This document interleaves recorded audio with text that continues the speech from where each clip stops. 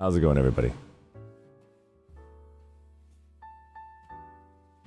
Ladies and gentlemen, I've got two speakers here with me. Alps, PSET, Ari, and Odeon from KN1. It's good to see you guys. Thanks for having us, Archie. Always. Sorry for the late start. I actually woke up at the latest I've actually woke up for the past 2 months at like almost 12 o'clock. And it was a good sleep, that's for sure. A proper sleep I needed. And so we're here right now to basically have the final discussion of Alpha Wars Alpha 3. This game is called Planetside 2. It's a first-person shooter, massive multiplayer online, where 900 players will battle it out between 4 different biomes. You can have 900 players on one map, or 300 versus 300 versus 300 at maximum population density can actually battle it out for as long as they need until the content alert actually happens, and then it switches to a different biome. And they had brought out a new game mode after 8 years called Alpha Wars, and currently is in the Alpha 3 production.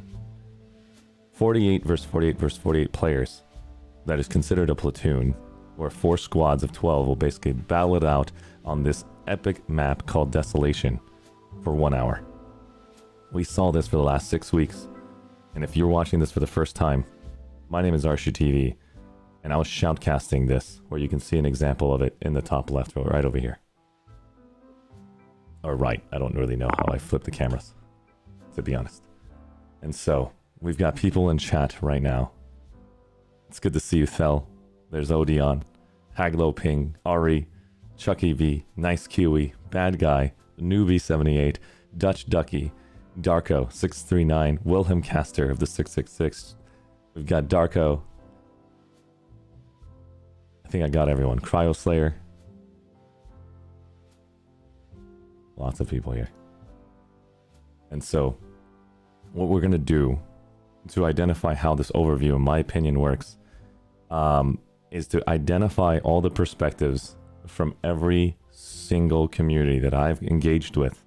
And if I missed your opinion or your perspective, not my intentions to offend you. It just means that there's so much to think about and so much to deliver on the table to think what kind of outfit or expression or game mode that you guys all believe you would like. This is in no way, shape, or form represents RPG or Planetside 2 or Daybreak Games. This is just an opinion of a Twitch streamer named ArsheeTV and the community of speakers who play the game, such as KN1, which is Neil No One on Emerald, and Ari, who is representing PSET on Cobalt.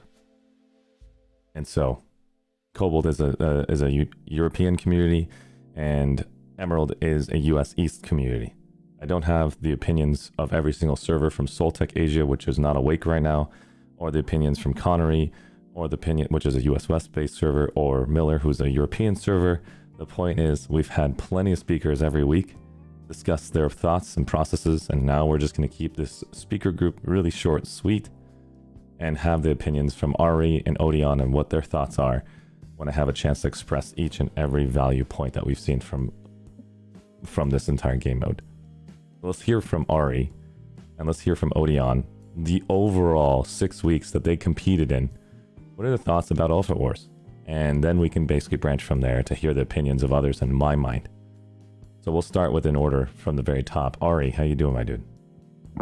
Yeah, I'm doing fine. It's quite late here, so I hope I can stick around for some time. So I'm going to try to keep it clear, concise as best as we can. We got 3 speakers. I hope we can actually keep it short. But if you have to leave, you can butt in at any time, and then you can say goodbye. And I want to make sure you get your sleep and you focus on your in-person life. So Ari, tell me about who you are and what is Alps, what is PSET, and then who did you play for on Off at Wars? Did you play all 6 weeks? And then your thoughts about the game mode after you tell me what your job was. I know it's a lot of questions. I'll make sure I bring it back up to you. Go ahead. Okay, there was a lot of questions, but maybe first to sort of my person, playing the game since maybe 2014, I guess. A lot of game time on it since then. Really love the game, to be honest. I main Vanu, but I play all factions. I actually have BR 120 plus, I think, on all factions. But overall, I think Outfit Wars, in this case, Alps has a very special story, I think. It's a bit unique among the participating outfits that we've seen. But I want to maybe start from the beginning. So Alps was a sort of joint effort by many outfits across the Cobalt server that basically banded together because each on their own did not see themselves in a position to participate for various reasons. So we banded together with, I hope I don't miss anybody here, GTR, that's German Tactical Resistance from TR side. We had Tano and TPDV and NMA from NC side.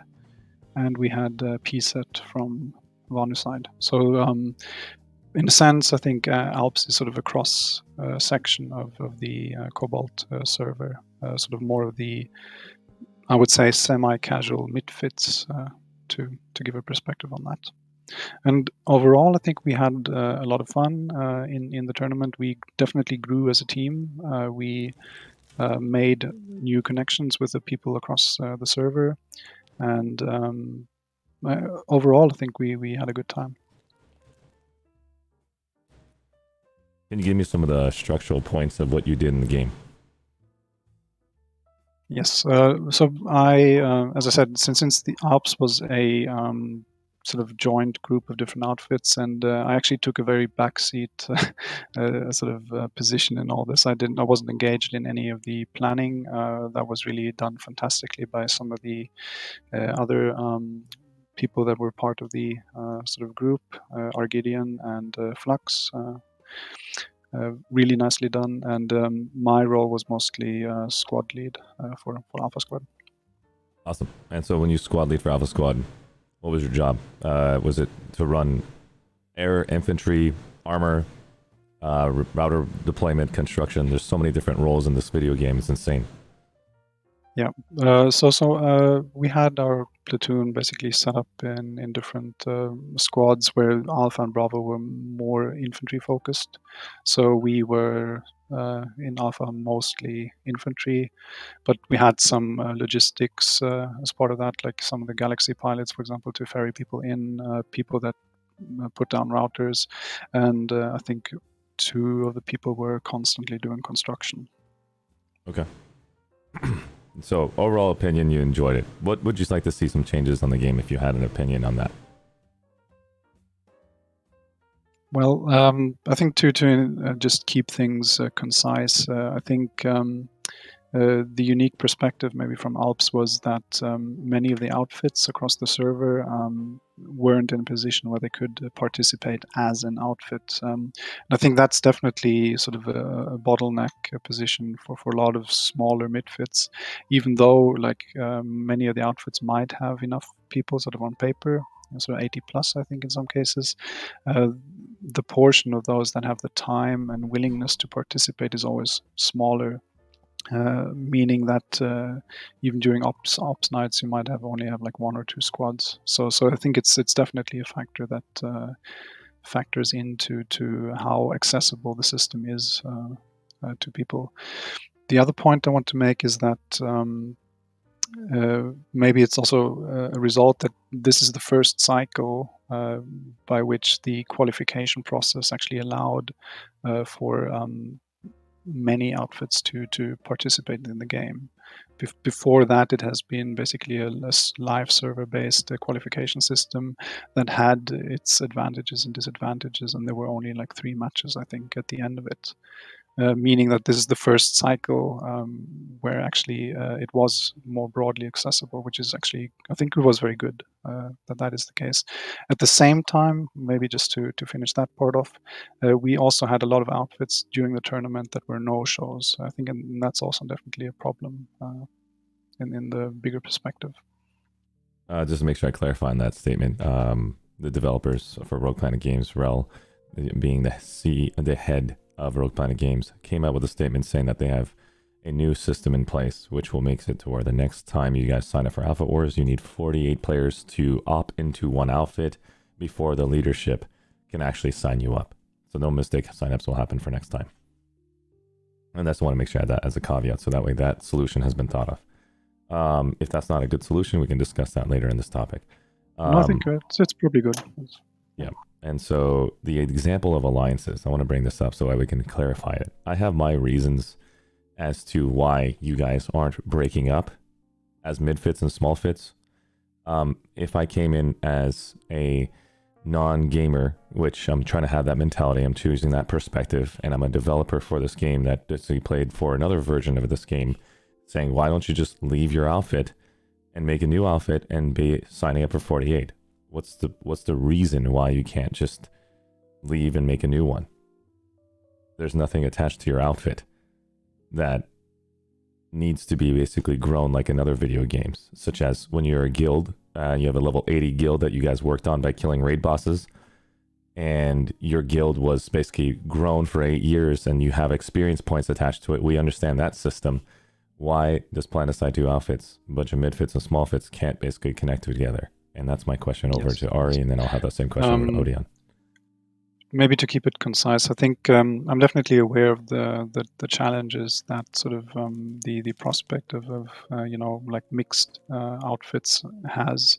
It's like a technical problem, I guess, with war assets, balancing how who gets to use them, things like that.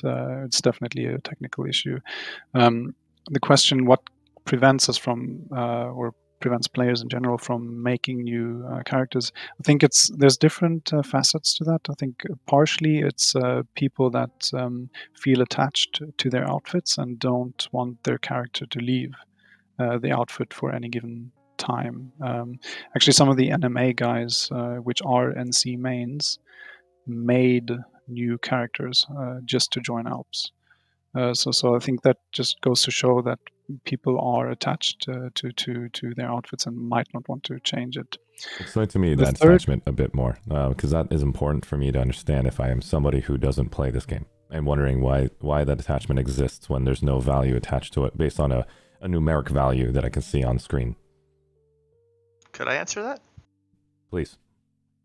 I think it's more primal than you might think. I think that at the end of the day, human beings are very social and tribal creatures, and I think that we, create our social circles and we become attached to them, and that's where we feel comfortable. That's where we feel safe, and you build rapport with people over X amount of years, and that's something that's intangible that you'd have to have overwhelming game incentives to make people want to break. When you also to chime in, the another aspect that we didn't really discuss yet is re-rolling sort of characters or something, or the merit reset. There's things like if you switch factions, for example, you're going to be initially at a disadvantage because you're dependent on systems like implants, for example, that may or may not be hard to come by, and sort of the just general cert level you need to be versatile and to have everything at your disposal. Partially that can probably be addressed by sort of niching the roles, but given how sort of expansive and complex many of these systems are, I think it is a limitation. What's the goal, though, or Arshee? Are you saying that you want people to be able to outfit hop more, or no? My goal was to understand if I was basically going to be someone who wanted to come into this game as a development side or as a creator of this game. And I didn't basically understand the 8 years that went into it and the culture all behind it. Oh yeah. The culture is too diverse, and my throat's dying. Give me 1 second. I basically screwed up and drank carbonated water in the middle of breathing. I guess my question wasn't precise. What I was basically saying was, what do you think the devs' goal is in terms of, do they want people being tied to outfits, or do they want people jumping from outfit to outfit to whatever will make them happiest? Well, logically, if I was going to put myself in a position to where I'm making a game mode that requires you to have 48, I would like you guys to make one outfit amongst the 20 of you, and that way it would be easier for me to develop that game. That's just my logic, and not to disrespect your culture, not to disrespect the name that you created for the last 8 years. That's just easier for me if I was going to be thinking that mindset. Now, I'm not saying that that's their mindset. I'm not saying I'm representing Rogue Planet or representing a developer who comes into this. I'm saying this is an example, right? Yeah. And so here's another example. Help me better understand why you can't leave your mid-fit P-set. And how many people do you have in there? And why did you join Alps? Why can't you just be a part of Alps from now on? Is it what? Help me understand the leadership structure and why it's so better. It's so much better to be a part of P-set than this new team called Alps.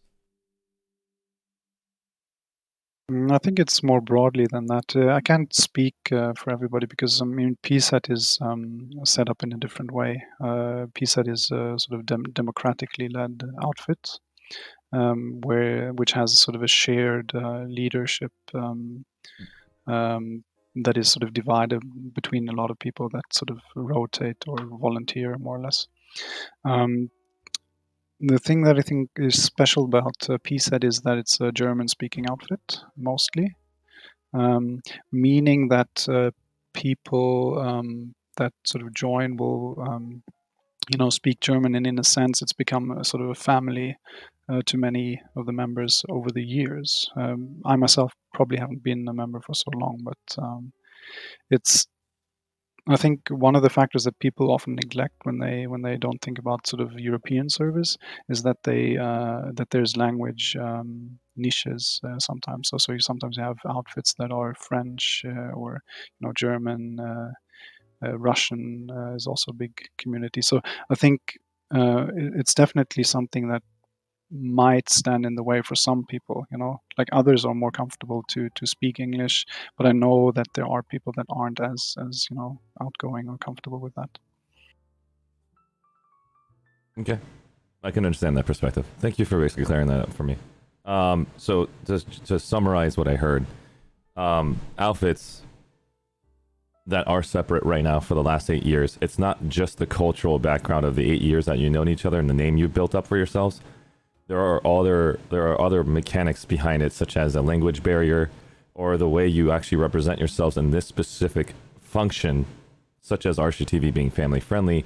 Not everybody enjoys this content because I can't express myself in a gamer way, or I can't basically use language on this platform, so it's really difficult for me to have a conversation. And so it's that example of everybody has their niche, and you guys built it up for so long. At the same time, language barriers are a problem. The game style that you like to play, you don't want to be under one leadership. You guys have a very cordial way, but when it comes to a game mode such as a larger design, which 48 players is required, an alliance would make it easier for you guys to continue that behavior in the game and have fun. But if you're forced to all be under one banner, it would actually decrease your fun playing on the live server. Is that what I'm hearing? I mean, this is really decreased fun, but I think it would be sort of it would be something that we that would lead to discussions and have like repercussions in one or the other way. But I think generally also it's not also the not only the language barriers, and it's also sort of outfit specializations, because I think the most outfits I would know sort of would consider themselves sort of infantry centric ones. That includes us, but there's also a lot of sort of outfits that are specialized, for example, for vehicle play or aircraft.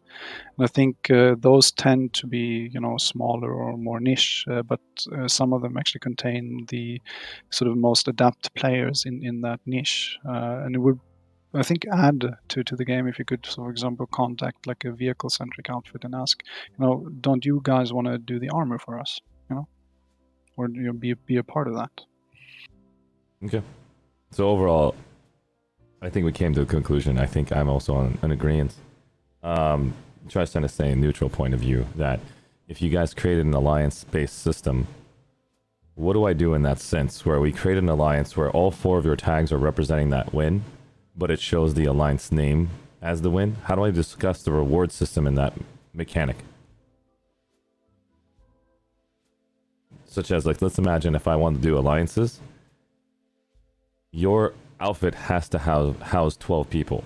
Like, where do I draw that line? Like, what kind of system do you guys see in the future where if I did an alliance and I'm an outfit of 1 person, my outfit tag is attached to this 4-man team alliance, and I can bring 1 and the rest of you guys brought the rest of them? Where do you guys want to see that fairness? Because remember, when you talk about alliances, I would think we should probably go a little bit more in depth on it to make sure you guys are all happy with this new alliance system that they're going to create, versus being like, how could you do that? Yeah. Sorry, Ari, could I say something real fast about that? Yeah, go ahead, please. So, the alliance system seemed very tempting when this all first started happening because outfits were making their own sort of alliances by making their merge fits. So that was the first thing people thought is, oh, this should just be integrated into the game.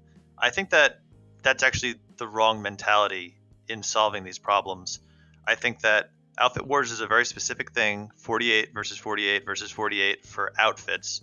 And if your outfit doesn't meet those qualifications, I think that Rogue Planet Games should just be supplying other types of game types that would facilitate those smaller outfits, like 12v12, Capture the Flag, 6v6, 24 versus 24.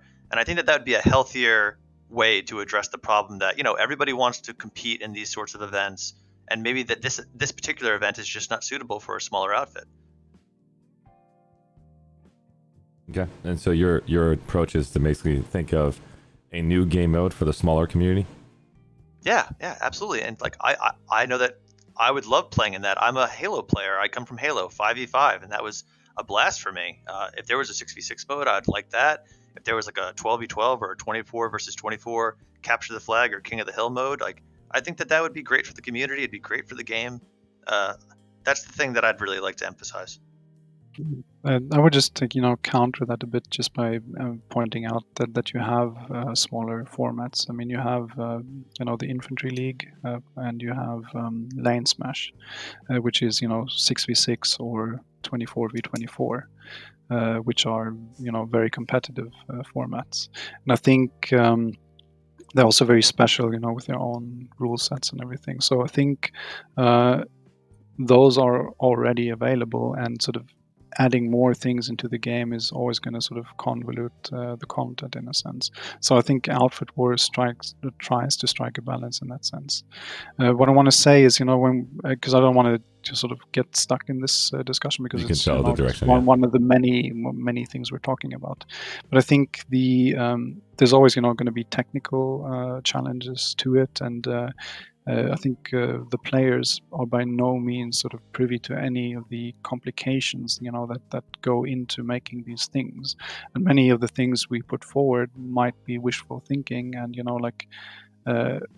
if they were easy to do, I think they probably would have happened. So I think we can just discuss them, say like this is how some people think about it, but whether it becomes a reality or not, I think that is not really something we can influence in any other way. Right. So just focusing on this basically current game mode called Outfit Wars is more important at the moment. But yeah, just what I want to come back to your question is, how would one do it?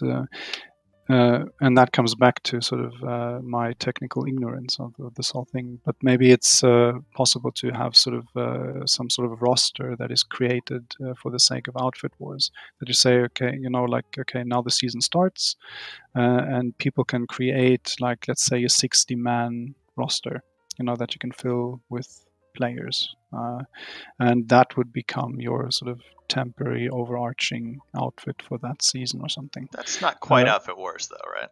No, but I think it would be sort of a workaround. But as I said, I mean, it's probably my technical ignorance speaking. I don't think it's necessarily technical ignorance, Ari, because one thing that you mentioned, which isn't even technical at all, is just basic logic. Is if you have alliances, how do you handle the resources? Like that's a really just like common sense thing where it's like, okay, there's problems here with these alliance systems. Like there'd have to be workarounds for a bunch of things. There's lots of things that you'd have to consider.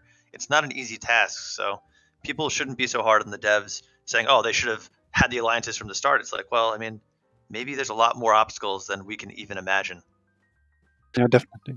I probably agree with that. And I think also when these discussions surface, I think one should always be mindful of all the challenges that we're probably not even aware about. So I think Oh, it's and it's a also, good point to make, but I think at the end of the day, it's just be happy about what we get and see, because I think overall, I think just circling back to the opinions of this cycle. This cycle was, I think, in many ways very much improved compared to the first two.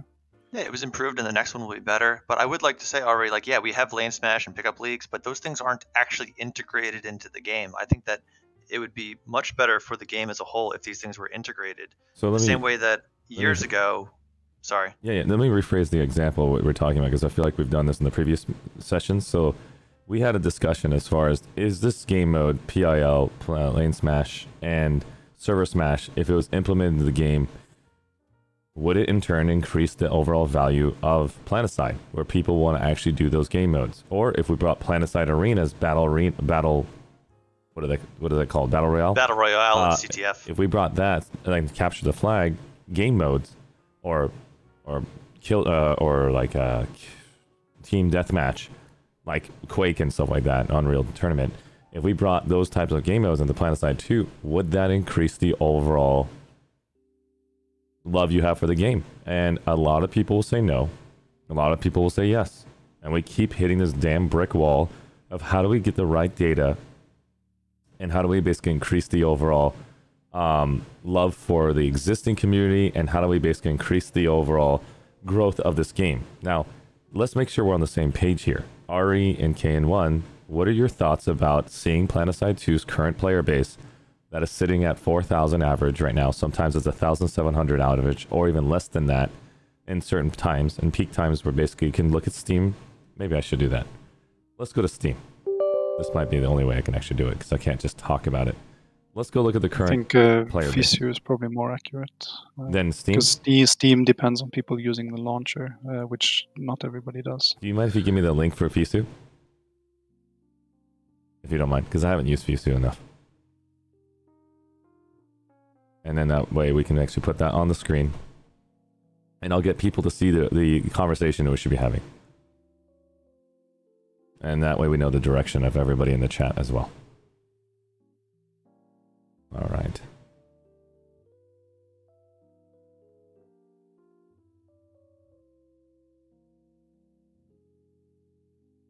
I'm actually looking for it. Me too. Slow. Me too. Does anybody in chat have the link? Oh, it looks like Newbie and Henry has sent it. Newbie and Henry, can you guys send me in Discord? Just come onto my Discord and send it to me directly, if you don't mind, Henry and Newbie. Thank you so much. And then we're going to go from there and showcase that information for you guys. Thank you so much, Henry. All right. Here we are. I'm going to switch the screens now.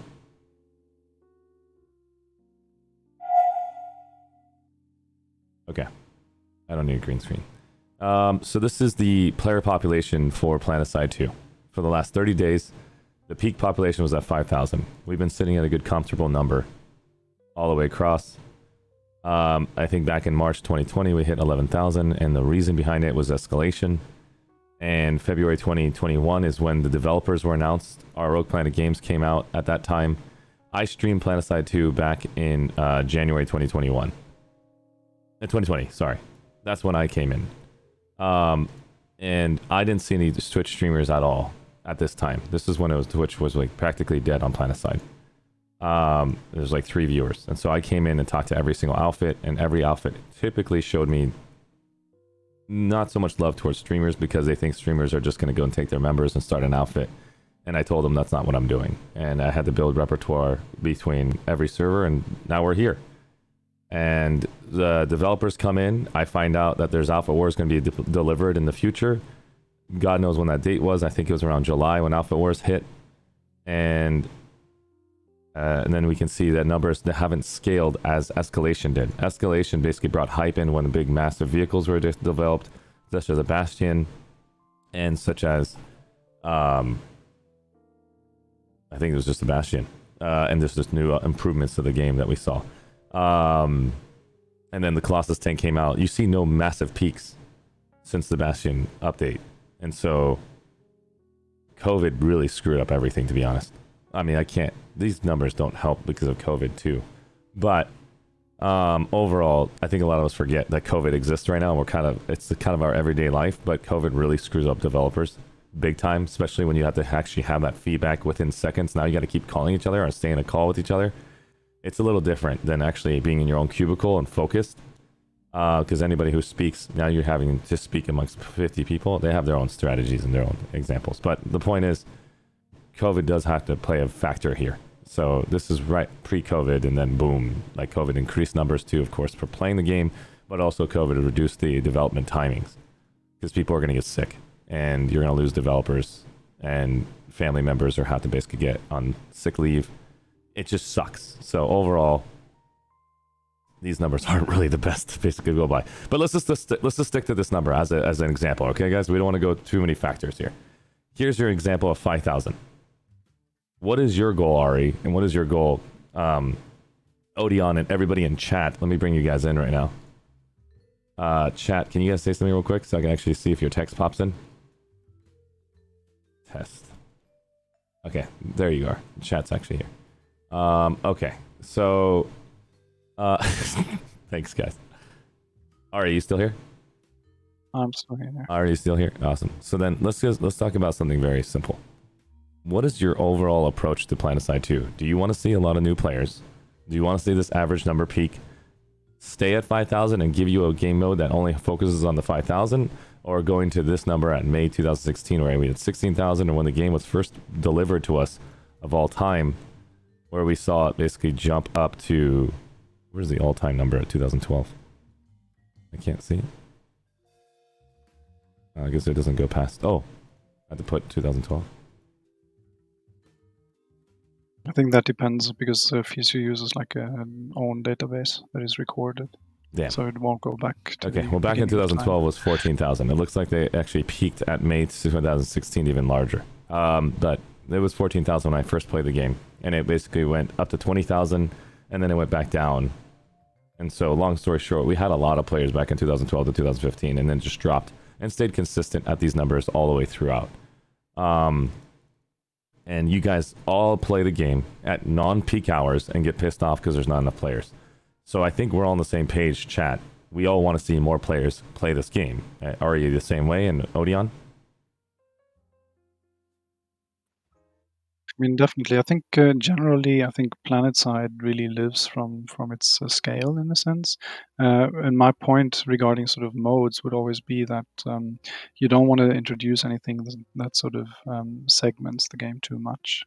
So I think there's been some experiments, with culture and so on, but I haven't really seen any sort of great reception of that. But I think growing the player base is always, going to be the number one thing that sort of keeps the game going. Because like every time you get a new wave of interest, you'll have a certain portion of those sticking around, hopefully. So I think it's probably more important to keep the new players that do check out the game invested in it. And in that sense, I think Outfit Wars probably is not something that actually speaks to those new players, because people see the assets and you see people asking questions, how do I get this sky laser or big ship or anything, and I think for many of those, it would just be like, okay, this is going to be out of reach for me in the beginning. So I think it's something to keep in mind when it comes to the new player experience. That at this point in time, you're going to have like people that have been playing the game since beta, and people that are playing their first FPS game ever in the same sort of sandbox, and I think those interactions are going to have a much higher impact than anything else. What are your thoughts, by the way, Odion? I I would be surprised if Outfit Wars was a quote unquote scheme, and I don't mean that in a negative way, to attract new players. For me, it makes more sense that Outfit Wars was to help retain players and encourage the new players that they do have to join outfits. Okay. That seems more logical to me. So when you Is say it the word okay if scheme, I? when you say the word scheme, I want to make sure you phrase it like in a plan to bring in new players. Because scheme is just like not really a good word to basically express. No, it wasn't a good word. That's why I said Yeah. not in a bad way.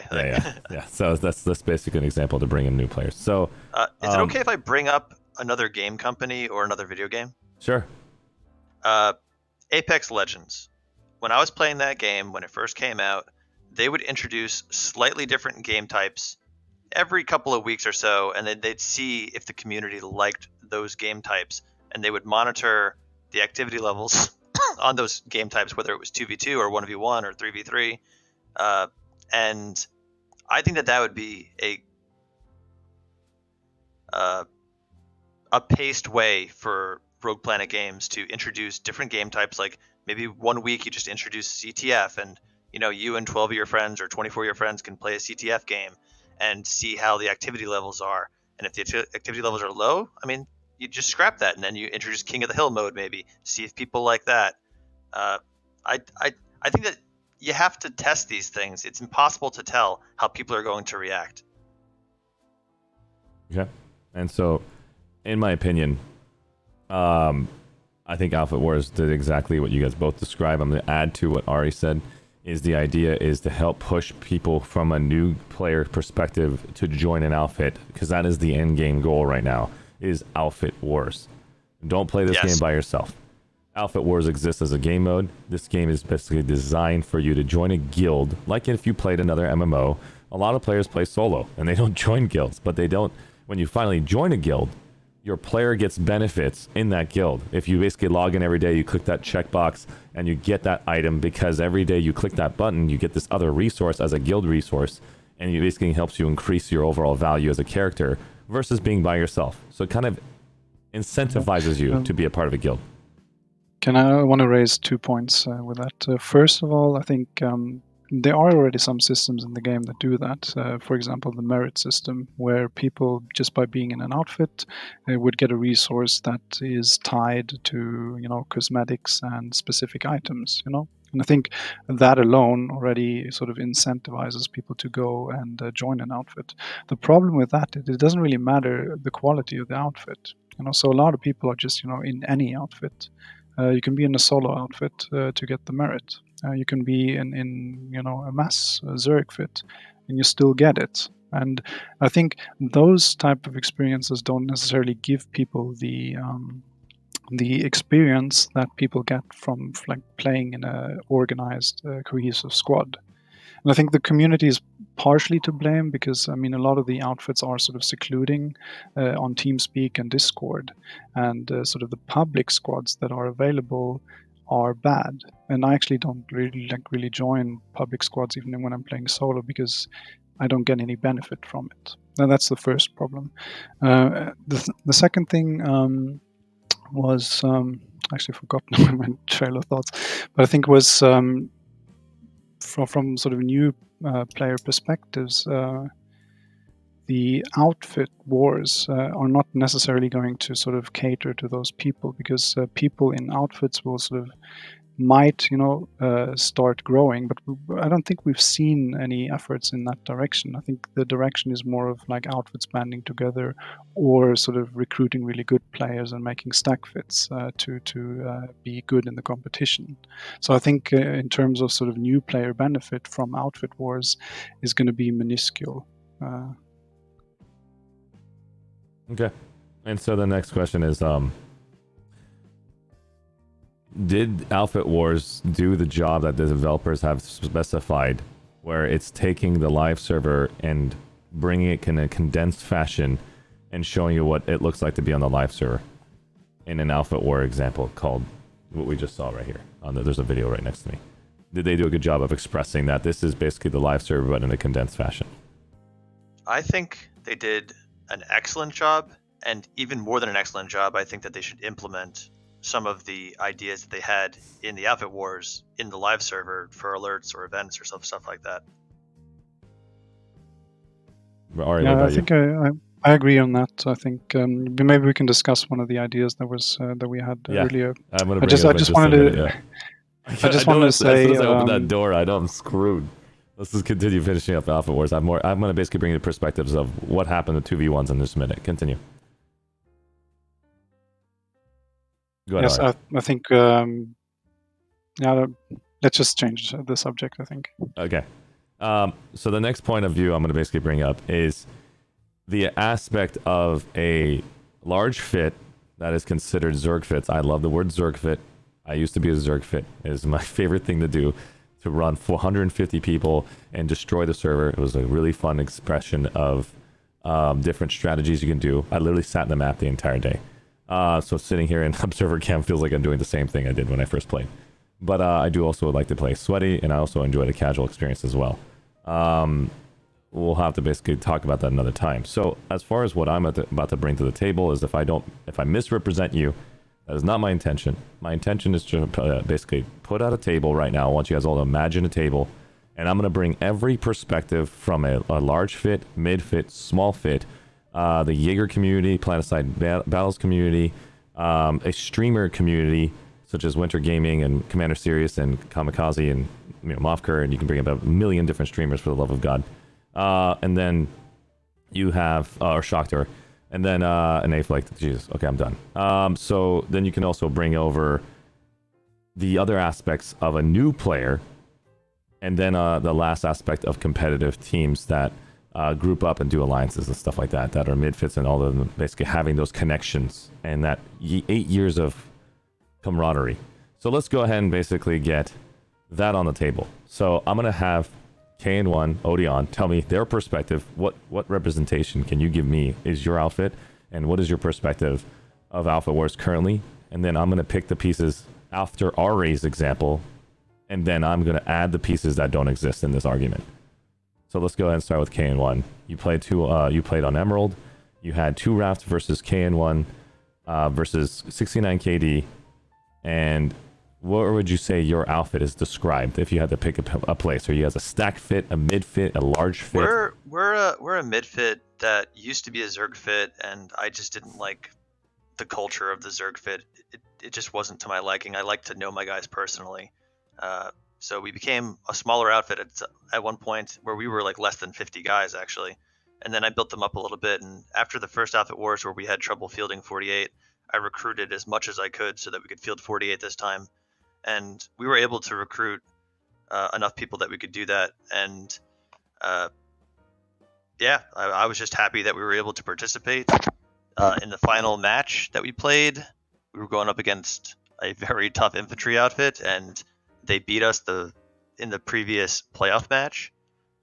And we knew that we would have to focus them, or else they were going to run away with it because their pushes were extremely strong. And I think my outfit did a good job with our opener. I think mid game we got a little weaker, and then late game I think we were getting mentally exhausted towards the end, and we were having trouble keeping up with everything. Okay, so you're going to be having the mid-fit example. Not all mid-fits are just going to take as example again. This is just one aspect of a mid-fit. I'll add more mid-fit examples as well after I hear Odeon's perspective. What would be your perspective, Ari? Are you mid-fit, small-fit, all the examples I gave earlier, or a new example I don't know about? Maybe I can give you a story basically on sort of my character on Vanu, which has been in different outfits in the beginning. Like I think as a new player, I was like playing solo, and at some point I think I was joining Trident, which was just auto join more or less. And being in one of the platoons with a guy just like sheep herding people around the map. And I think that was extremely useful as a complete noob to actually learn how the game works. But shortly after, I kind of thought, okay, this is not going to be something I'm going to stick with.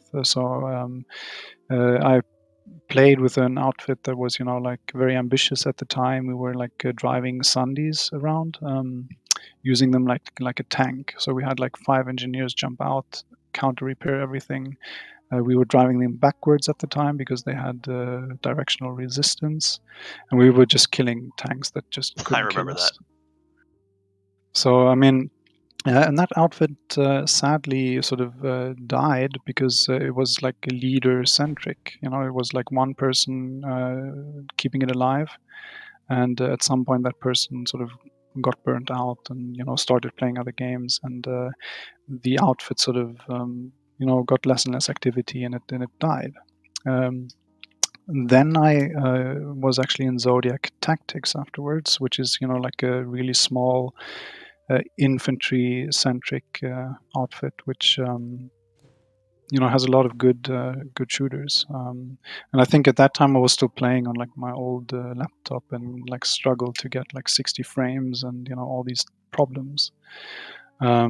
But Zodiac was in the same position also, that one person was mainly in charge, and activity dropped, so we weren't really like a full squad even. It's just people redeploy, hopping across the maps, and improving their personal skill. And from there I sort of at some point got to PSET when I was working on my Galaxy Oraxium. So I made some contacts there, and that's how I got to PSET, I think. Okay. And these outfits were all different sizes, so I think I have some sort of perspective, but I think every outfit is very unique in their own sense. Like the people they have, the bondings they form, over the years. Can you do me a favor? I'm going to start with Odeon first because you have multiple different perspectives. I'm going to take Odeon's overall assessment of a midfit about Alpha Wars. Then I'm going to go to you, and I want you to describe to me the subject where I'm going to have because of your experience, I'd like to hear your perspective on each of those matters and what they view Alpha Wars is. So let's start with a midfit example of Kane1, and Odeon is your leader over there. So midfit, what is your overall assessment of Alpha Wars, and what was the experience like from start to finish? See, there's mixed things. I actually had 2 guys in my outfit quit in the very beginning qualifiers because they just, I don't know, they were kind of sore losers and they just couldn't handle losing a game, I guess. I don't know what the deal was with that.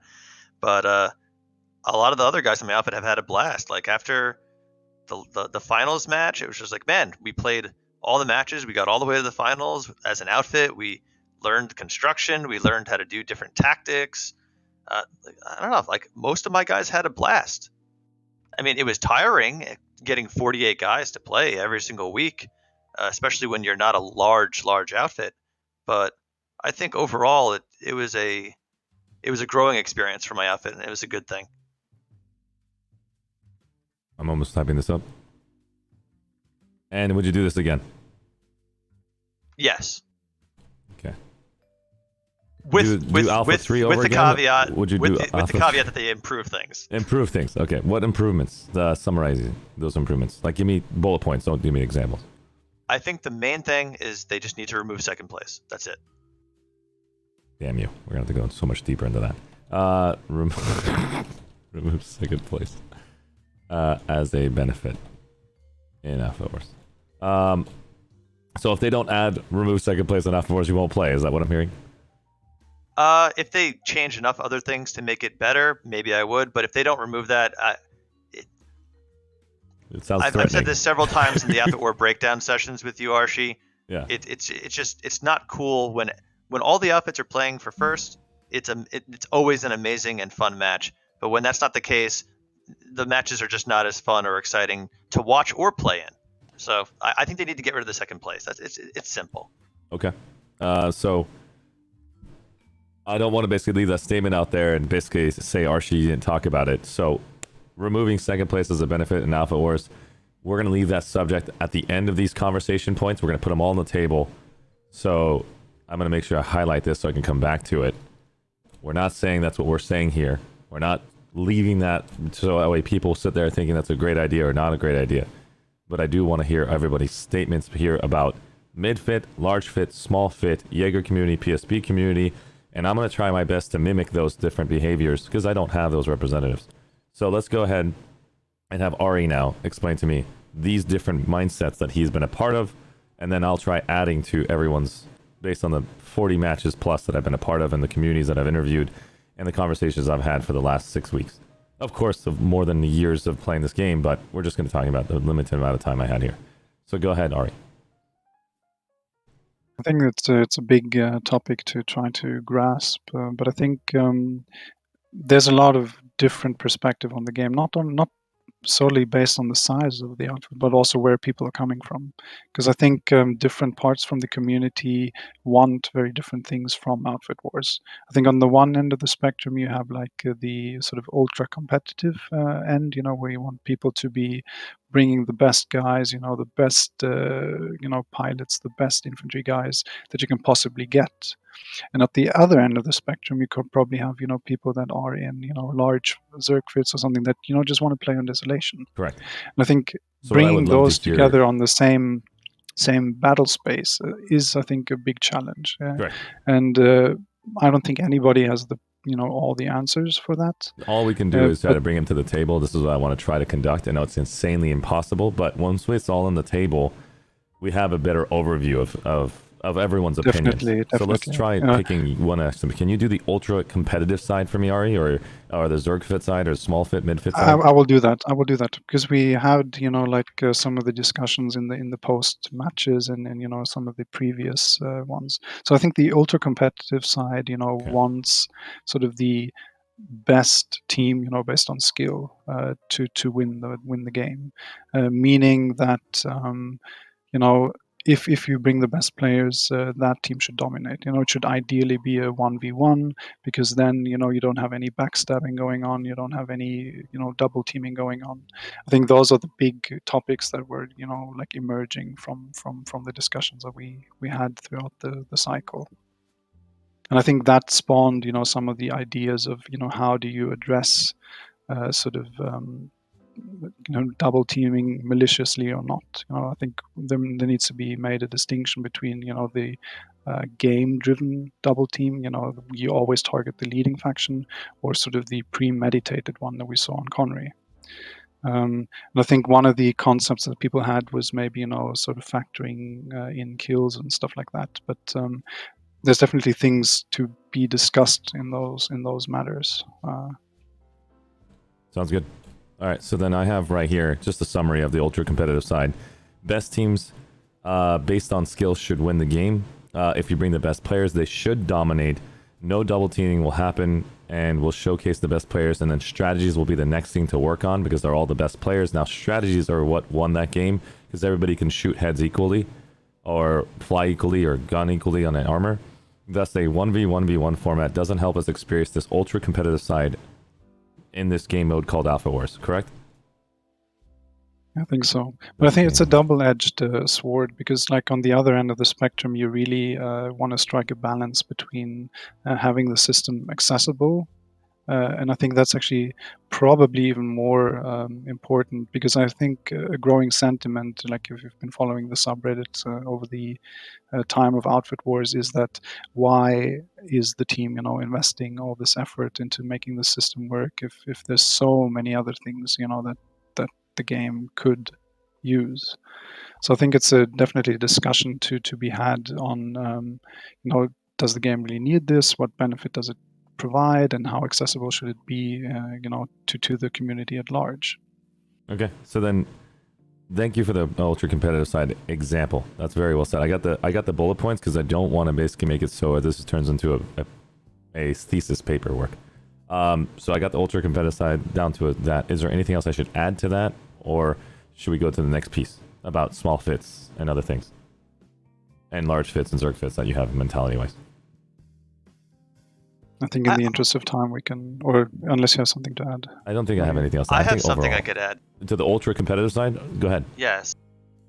I think that one thing that would help those guys a lot is if their game types were integrated into the game where they felt as if they had some representation where, it's like the Outfit Wars thing is getting all this attention.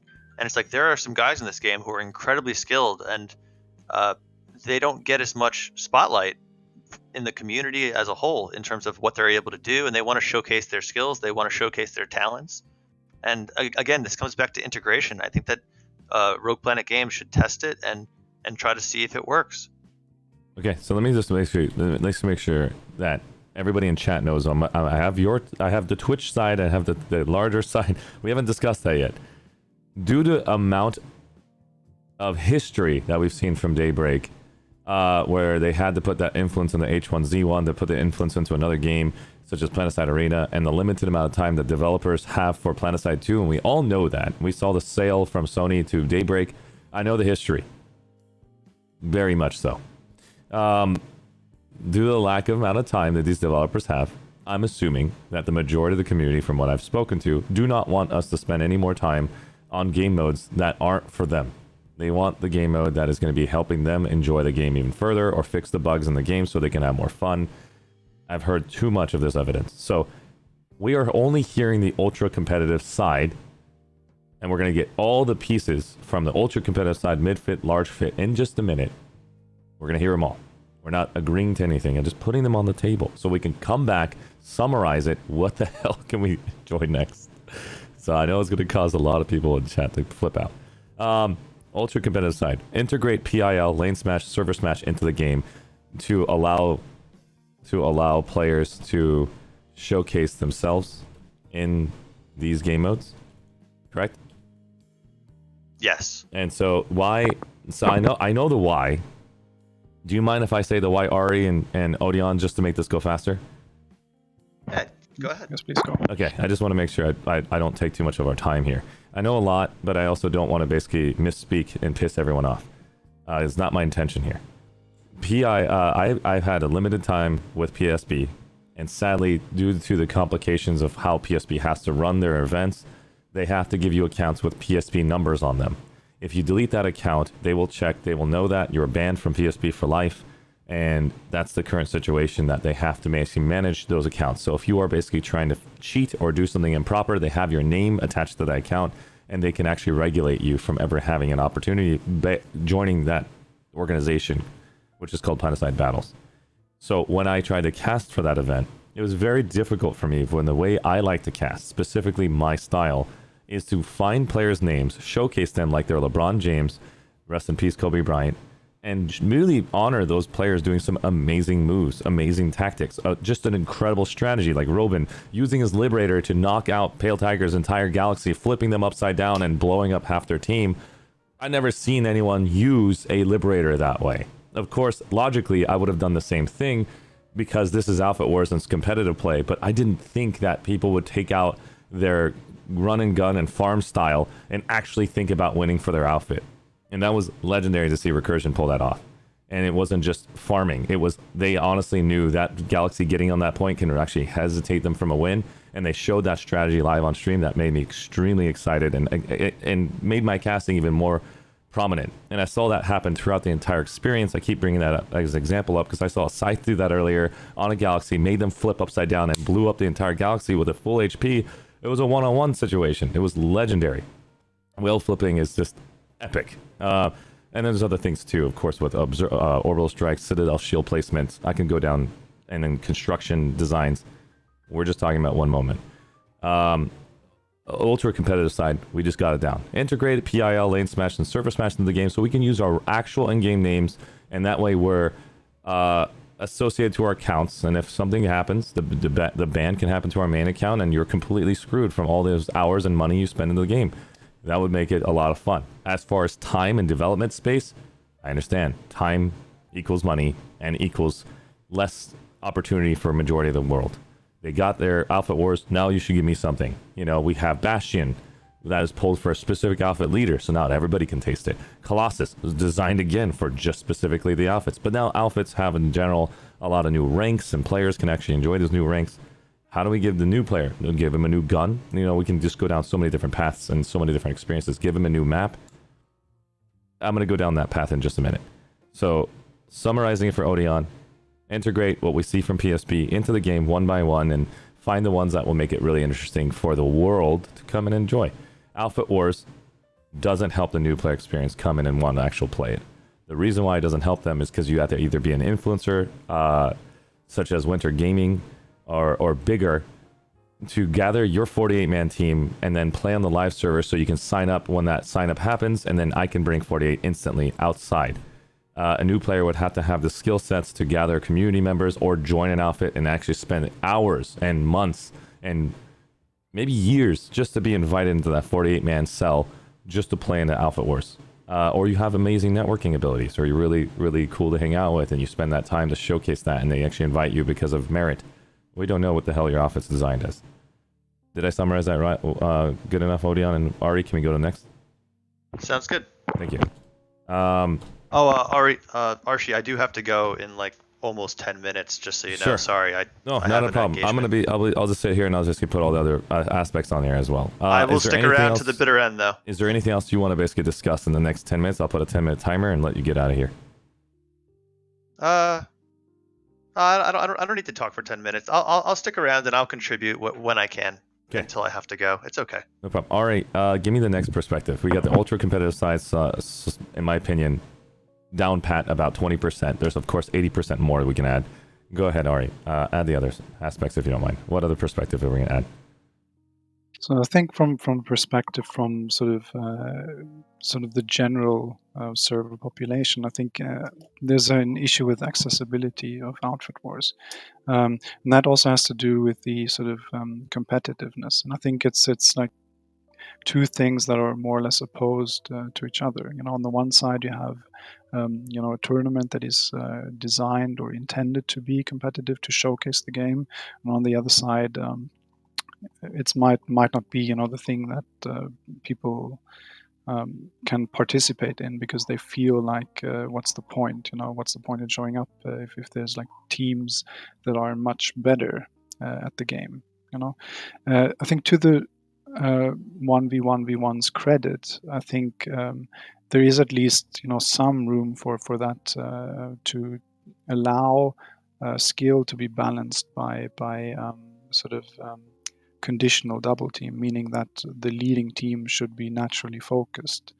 I think a problem that has occurred in this cycle is more that there were cases where it was not necessarily natural.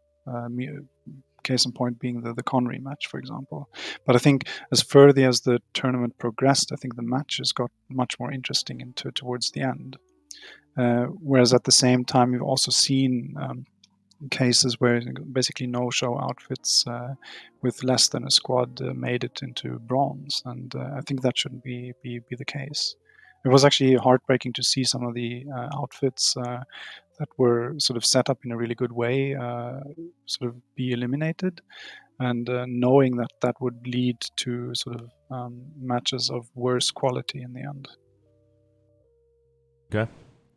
Overall, the credit for the 1v1v1 design allows outfits that traditionally aren't ultra competitive come in a casual way and have fun because it allows them to have the opportunity to win in this design where you focus the best team and you notice that you actually can move up in the rankings. Maybe not win Outfit Wars gold, silver, or bronze, but you can move up in the rankings versus knowing 100% there's no reason to sign up because you're just going to lose.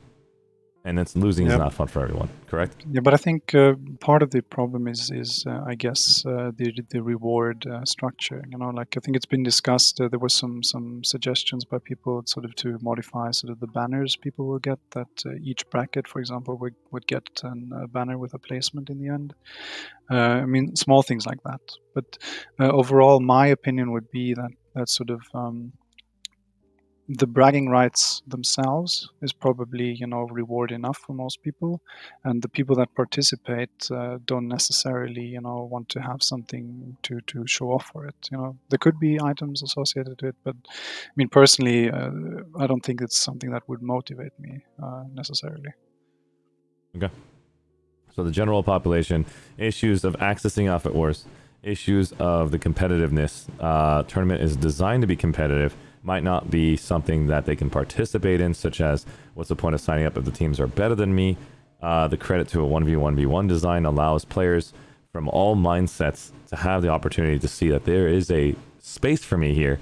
We can play in this style. We can target. We know who on the live server are considerably better than us when it comes to infantry, armor, or air. And it's not frowned upon because this game mode allows it. And this is the only way you can survive in this game mode. Now, in my opinion, and at the defense of the ultra competitive side, and my defense to the general server population, I think we just need more rules attached to this game mode to allow every general server population player, as well as the ultra competitive side player, to know what they're signing up for, and knowing that this is not frowned upon. This is actually the game mode and the way it's designed. Hate the game, not the player. Hey, Archie. Yeah, but Yes. I have to go, but I'll say this one thing before I go. Rules are important. They need to be enforced.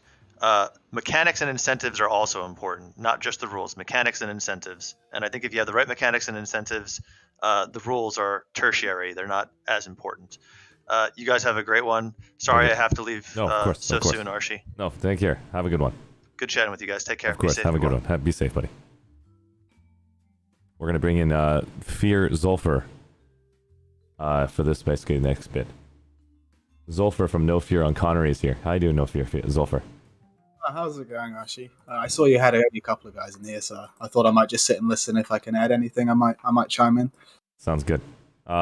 These individuals have been signed up for speakers from previous Sunday outfit overviews, so it's a lot easier for me to trust these individuals to come in because they understand the format, and the interviews I gave each and every single one of these guys were very extensive in my opinion, to where I don't have to worry about dragging them in. So if you have signed up for a previous Outfit Wars breakdown, you can more than welcome basically stop by because I don't have to basically vet you out. Have a good one, Odion. Thank you so much for KN1 and an amazing gold rank fight, man. It was a lot of fun to watch. And Shoutcast. So we're currently on the issue about Ari's giving us the perspective of the general server population and the credit to 1v1 as to what it does for the general server population. He gave me a perspective of the ultra competitive side and their feelings on the subject. We had Odion's ultra competitive side opinion as well as his mid-fit example. Let's learn more about Zulfer.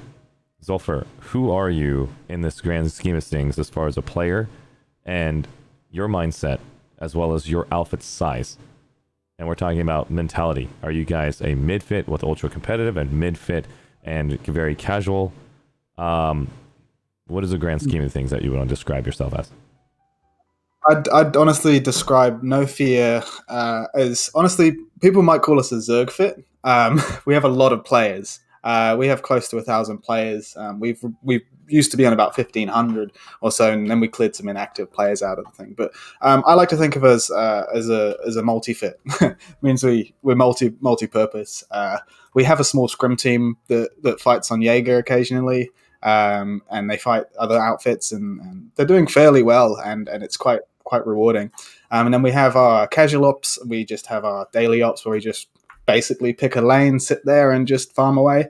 And then we have our more competitive ops where we split up into our four groups. We have our Air Force with us, we have our Armor Force out, and then we have our quick deploy guys too. And we run like that. So in the grand scheme of things, we like to do everything. And I think there is a place for that for a lot of outfits.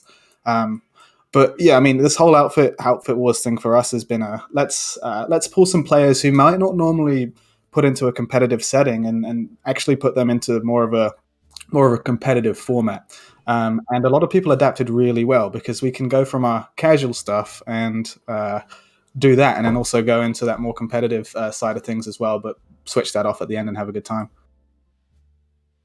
Sounds good. Hopefully so that can you answered. give us a perspective of one of those right now for Outfit Wars? What is your mindset when you played Outfit Wars? And did you play Outfit Wars?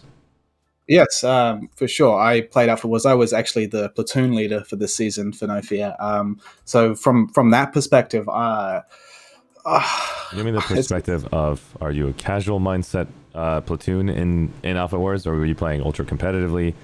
we're playing ultra Mid-fit? competitively. You were playing ultra competitively. Got it. Yeah, we were trying to play on that same level as we basically trying to model ourselves on such outfits as Recursion and Rally and Fiji and Goblin Tribe. Sorry, there's so many names for that outfit, but we're trying to really form ourselves similar to that in the competitive setting, and then go more chill, do our own thing casually as well.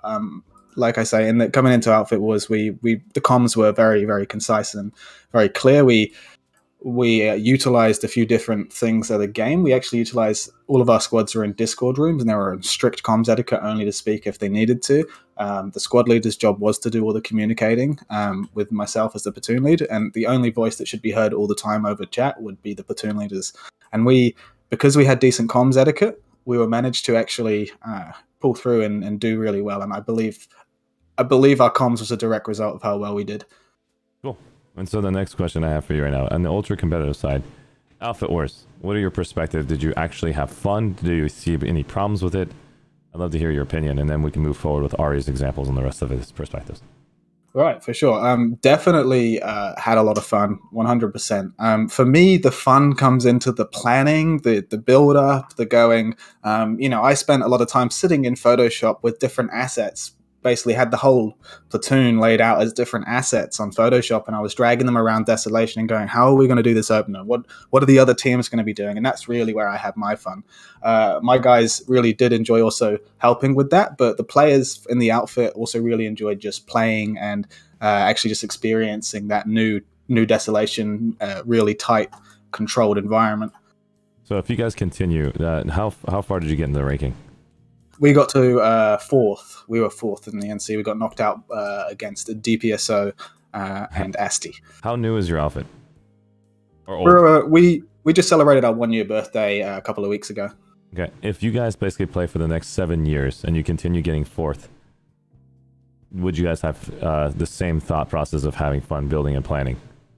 Well, yeah, it would just be year on year trying to improve and until we did get higher up in the rankings. So that would be our mindset. Okay. Now, there's a lot of contention around burnout, so we're looking at not having just one captain per season, I think, would be the best way to do it. I haven't really discussed this with my guys yet, so if anyone's watching, my thoughts are to have multiple planners, multiple captains, so sometimes I could just take a week off and just be a grunt and click heads, Okay, so my next question is, how do you prevent the ultra competitive side in you to not think this game mode is not benefiting you as an ultra competitive player? Because the 2-on-1 situation is going to happen when No Fear becomes a threat to everyone. If you guys get better and better in this example, and now you're being forced into the warp gate because of the format. How do you feel about that? Yeah, look, I mean, that's again, I'd say that's also just Planetside, and also just say again, Outfit Wars mode in general is still very much up for changing. It's still an alpha, so it's very much in the testing phase. As far as if you consider that by game design terms, alpha, it's still very much testing phase. So most alpha games don't fully function, and I believe there's probably some the developers are running this thinking, and they've probably got some decent thoughts about how to improve this game mode. Now, double teaming is part of Planetside, but it's how that's judged fairly. I don't know if there's a code of conduct that's actually implied, or if there's something they can do with the mechanics. I don't know, but yeah, if we're getting pushed back into the warp gate because we're getting better, that's again another strive just to improve. And if it comes to a point where we're no longer having fun, we would just not play it anymore. Thank you. That's what I was looking for as first a statement at the end. You're not going to play anymore because you are just getting pushed to the warp gate, and you can't basically see a success because you are seeing the same problem as the general server population, or they also don't think this game mode is fun if they don't even see a level of success that they can have as well. So the ultra competitive side is also seeing that issue where if the general public can come in and then shut us down, and vice versa, if the ultra competitive side shuts down the general public, what's the point of all of us basically playing in the same game mode called Outfit Wars 1v1v1? 2-on-1? Is it actually frowned upon, or is it just part of the game? And so at the same time, I think if Outfit Wars was more readily incorporated to the thing, whereas if you actually played a regular season where it wasn't so draining, maybe had a game every couple of weeks, and it was yeah, I don't know. It's just about I think it's just literally about that comes down to a lot of burnout. I feel within the game. Yeah.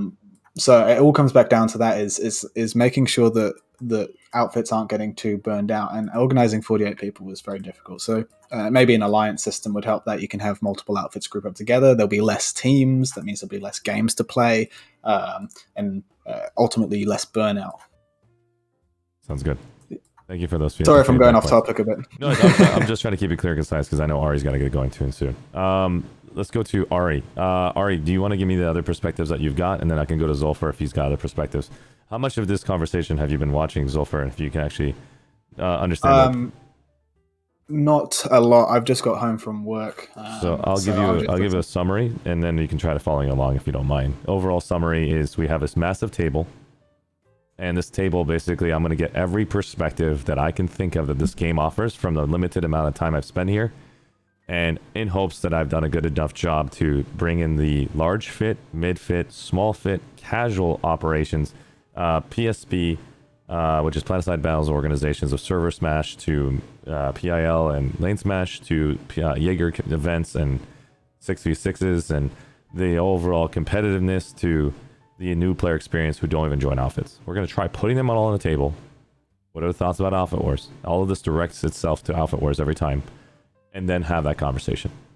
And so right now we're going to get Ari, who has multiple different mindsets because of all the different experiences that he's actually joined in different perspectives of outfits, and where he played as a ultra competitive player, was part of the general server population at one point in time. I'd like to hear his third example. Ari, what is the other one you got? I mean, I think just, in terms of the effects that Outfit Wars had on sort of the live play, I really noticed that like a lot of outfits that were in the position to participate actually improved. I can say that for TR on Cobalt, you have like Bach, which is TR outfit. You had Bros, also TR, and even within the Vanu outfits, like for example Boys and the Foundation and even Trident. I think the outfit war gave purpose to a competitive idea, and I think it inspired people to go, okay, we can actually recruit people within the outfit to improve our squad game. We can organize to get something going, instead of just playing the day-to-day live thing. And I really enjoy these moments when I actually see, oh great, I'm actually fighting against like an organized force, because I think this makes the game much more enjoyable, much more intense, I think, from my personal perspective. I'd agree with that statement entirely. Yeah. I think in terms of like the sort of outfit wars long term, I think the hard position that like the devs are in at this point, I think the feedback has been there from various angles, and I think just sort of getting all that into sort of one format is going to be a challenge for sure. But I think two things that have been brought up, I think, is the second placement and the mechanics on how the scoring work in order to sort of incentivize sort of a natural flow of the battle, that you have like the leading team being the main target. Okay. Yeah. And so, if you can summarize it for me so I can put in the bullet points. So the live play, how much of a transition on Cobalt? Is this similar to other servers? Because I know that I have Connery, Zulfar here. Did you guys see the same thing? Yeah, it was really good to see the organized forces, and we were still seeing that up and right until last night. And I'm sure we'll continue to see that if this becomes more of a regular thing, for sure. Definitely the same sort of situation. I feel so bad for the new player. Yeah, but if the new player, the thing is, the new player experience is all about joining an outfit. And if they can get into an outfit that takes on new players, like No Fear, like R18, like the wildcards. I mean, actually, the wildcards are battle rank 40 requirement, but I'm sure if you ask them nicely, they'll take you in their platoons. But it's about finding that group of people to play with ultimately. And once you get into that group of people, if it needs to be a way, like basically the game forces people into mentor squads, and mentor squads I don't think are necessarily the best way to get new players into the game. And now we're talking about new players now. Sorry for the tangent. But if having those new players fight in those organized forces, they're ultimately going to have a better experience. And that's why I keep coming back to Planetside, is because when I was a new player, I was in these organized forces, and I'm like, man, this is amazing. Was it easy enough for you to find these organized forces? Yeah, finding a squad it's quite intuitive, I feel, to find a squad in Planetside. Like, I mean, I've been playing it for years and years and years, but So you aren't the current new player experience. You are now a veteran. no, So it's hard to accept no, that opinion. it's hard to explain, but I seem to have new players find our squads quite easily, and find their way to the No Fear Discord quite easily, and that way we're able to take them in, teach them the fundamentals of the game, and then say, hey, what are you interested in? We can point you to this person who can teach you how to do this, this, and this. That's good. kind of the process. But yeah, sorry for the tangent again. No. I'm just trying to think about how to basically compile the live play. I can't put any notes onto that. Ari, did you want to summarize it for me? Yeah. Ari, are you there? Ari? I'm here. Yeah, I'm just thinking like it would be nice to see sort of the purpose that comes with the preparation of outfit wars, sort of how do you say, fertilize the server environment, in a sense that you have sort of a positive impact on outfits, you know, like wanting to grow, wanting to, you know, recruit papers, wanting to get more organized, maybe, you know, wanting to merge, you know, if you're in a position where you have two smaller outfits on a faction, that, you know, maybe join, you know, to in order to be more effective. Well said. So is that happening on the live right now, or is that what you're thinking that could be a case to basically focus on? I would say both is happening. I think I've seen like a lot of development, at least on Cobalt, within outfits. I've seen there's like a lot more of the sort of midfits that do training, and you see a lot more organized play. That I can say.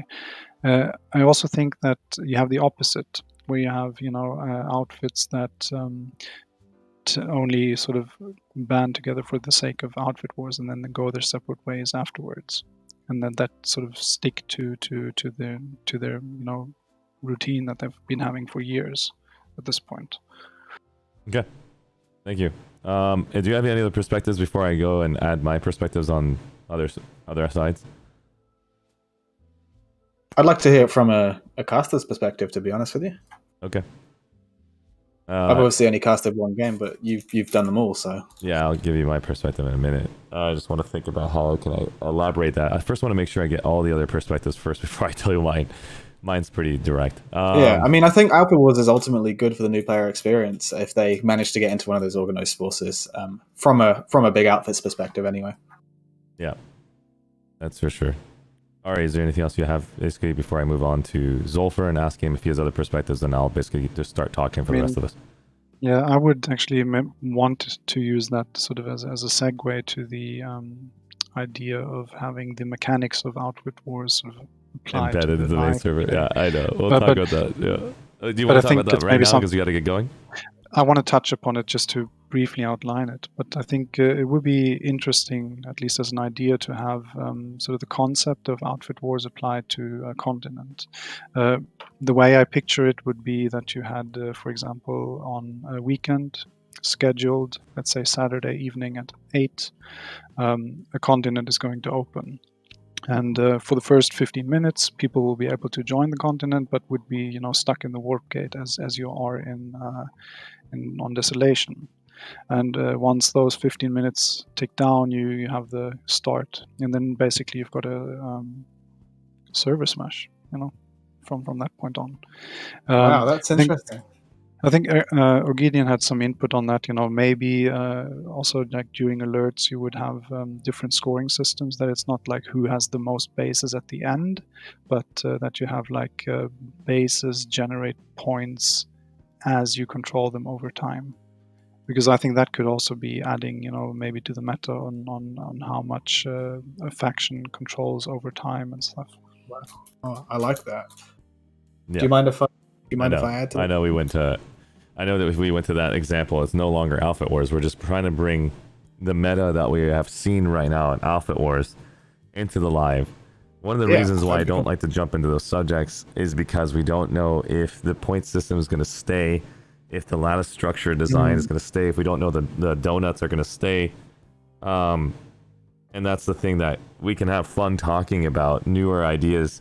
But once we know Alpha Wars is officially not Alpha 4 or Alpha 5, and it's officially Alpha Wars, and that's what they have patented it as, then I think every one of these topics are going to be extremely valuable to talk about, because we don't have enough concrete evidence that this is going to be the official Alpha War. And what you said, Ari, if I can just add to it, and I know Zolfer wants to do the same, would be extremely fun for me as a caster. Would be extremely fun me as a player to show up once a week and be a part of that 8 p.m. for Connery, setting up for the TR, VS, or NC, and there's a queue system, of course, if you don't show up on time. So that's up to you if you can sign up on time. You're a participant, and so you know the participants have their tags and they're getting priority access, or you can be in the queue system. And and so whatever it is, 300 players total versus 300 versus 300, it would make this server boom weekly, where 900 players are battling it out, trying to take over territory, working together with other organization, or once every 2 weeks. Maybe if it's once a week, it still allows other factions to skip 1 week and show up the next week. But maybe every once or two. I would recommend once every 2 weeks, to be honest, and then it doesn't show up when Alpha Wars shows up, so that way everybody can pay attention to Alpha Wars and not the live server intensity. Yeah, So, it would be a means also for basically any outfit to showcase themselves. You could, as long as you're on the continent, regardless of size, squad, you can have an impact. The other thing is it would also be sort of indirectly monetized by queues, and I think that is maybe a problem, because you will have a lot of discussions on people that want to join or can and can't. The ones that basically have subscription are always going to be the ones on that queue, and they're always going to be invited to that match. The ones that don't pay for it are always going to be sitting there waiting for that queue, and they can't get in. It's just a sad truth. Definitely. Yeah, that's the sad truth. It's going to be but I can already see the posts, so it's going to be an issue.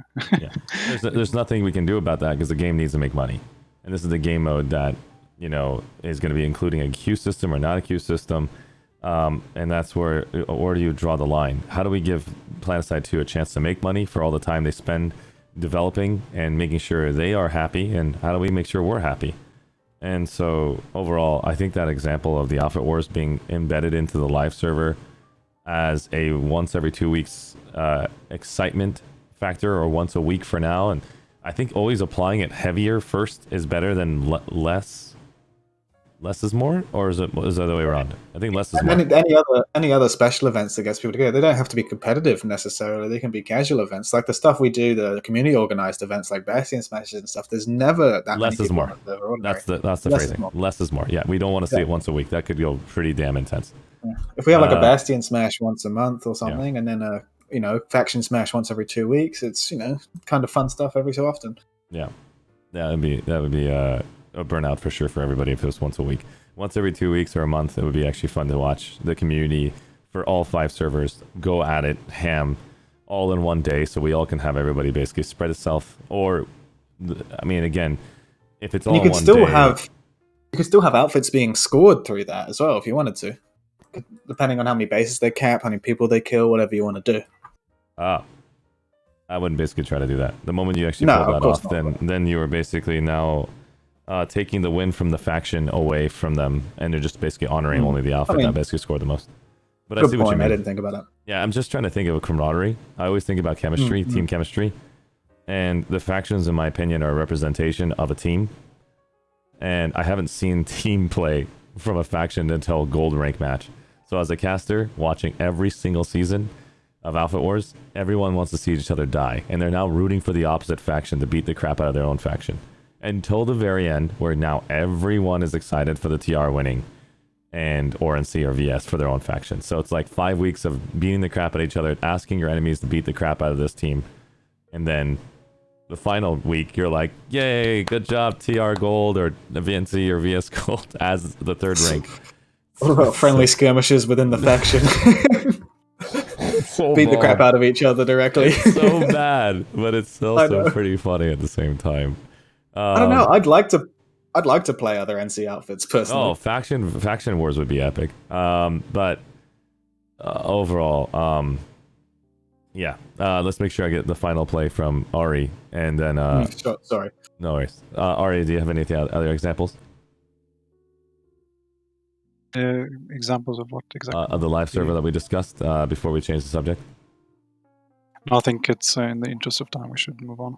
Cool. All right, so I'm going to add the other perspectives that I have. I believe you have a PSET member of the very top. Is this individual also want to basically add any subjects to it?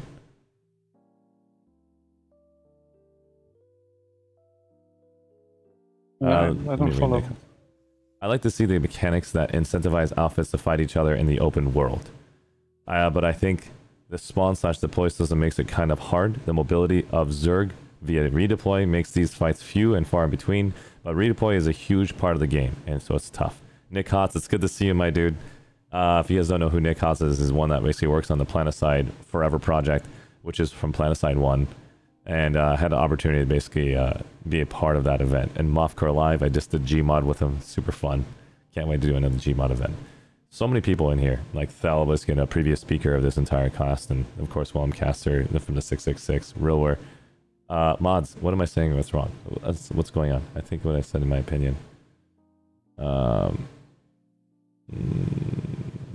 Oh, yeah, anything that basically is an auto mod, it's not my mods. It's what I basically put into the Twitch stream that keeps this place family friendly. It means no cussing, no derogatory, sexist, or racist behaviors.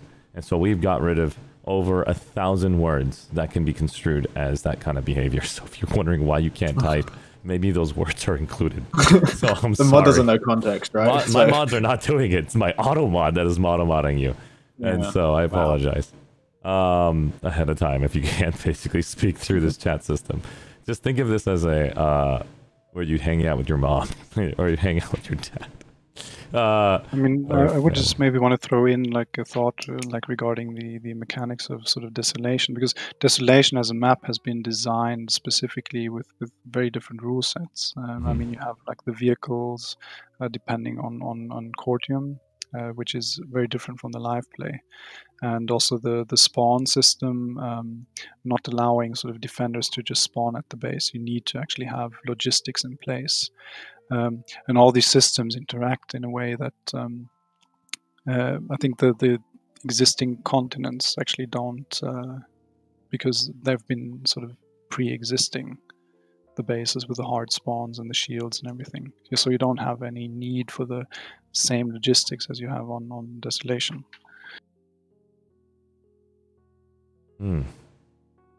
If we actually saw that implemented into the live, what would let's go get the let me just go back to the Outfit Wars example what we're putting on the table. Let me summarize it for everybody to understand what's going on, and then we're going to go right back to your example to seeing if the general population in this chat, I'm going to try to get your example, guys, in just a minute.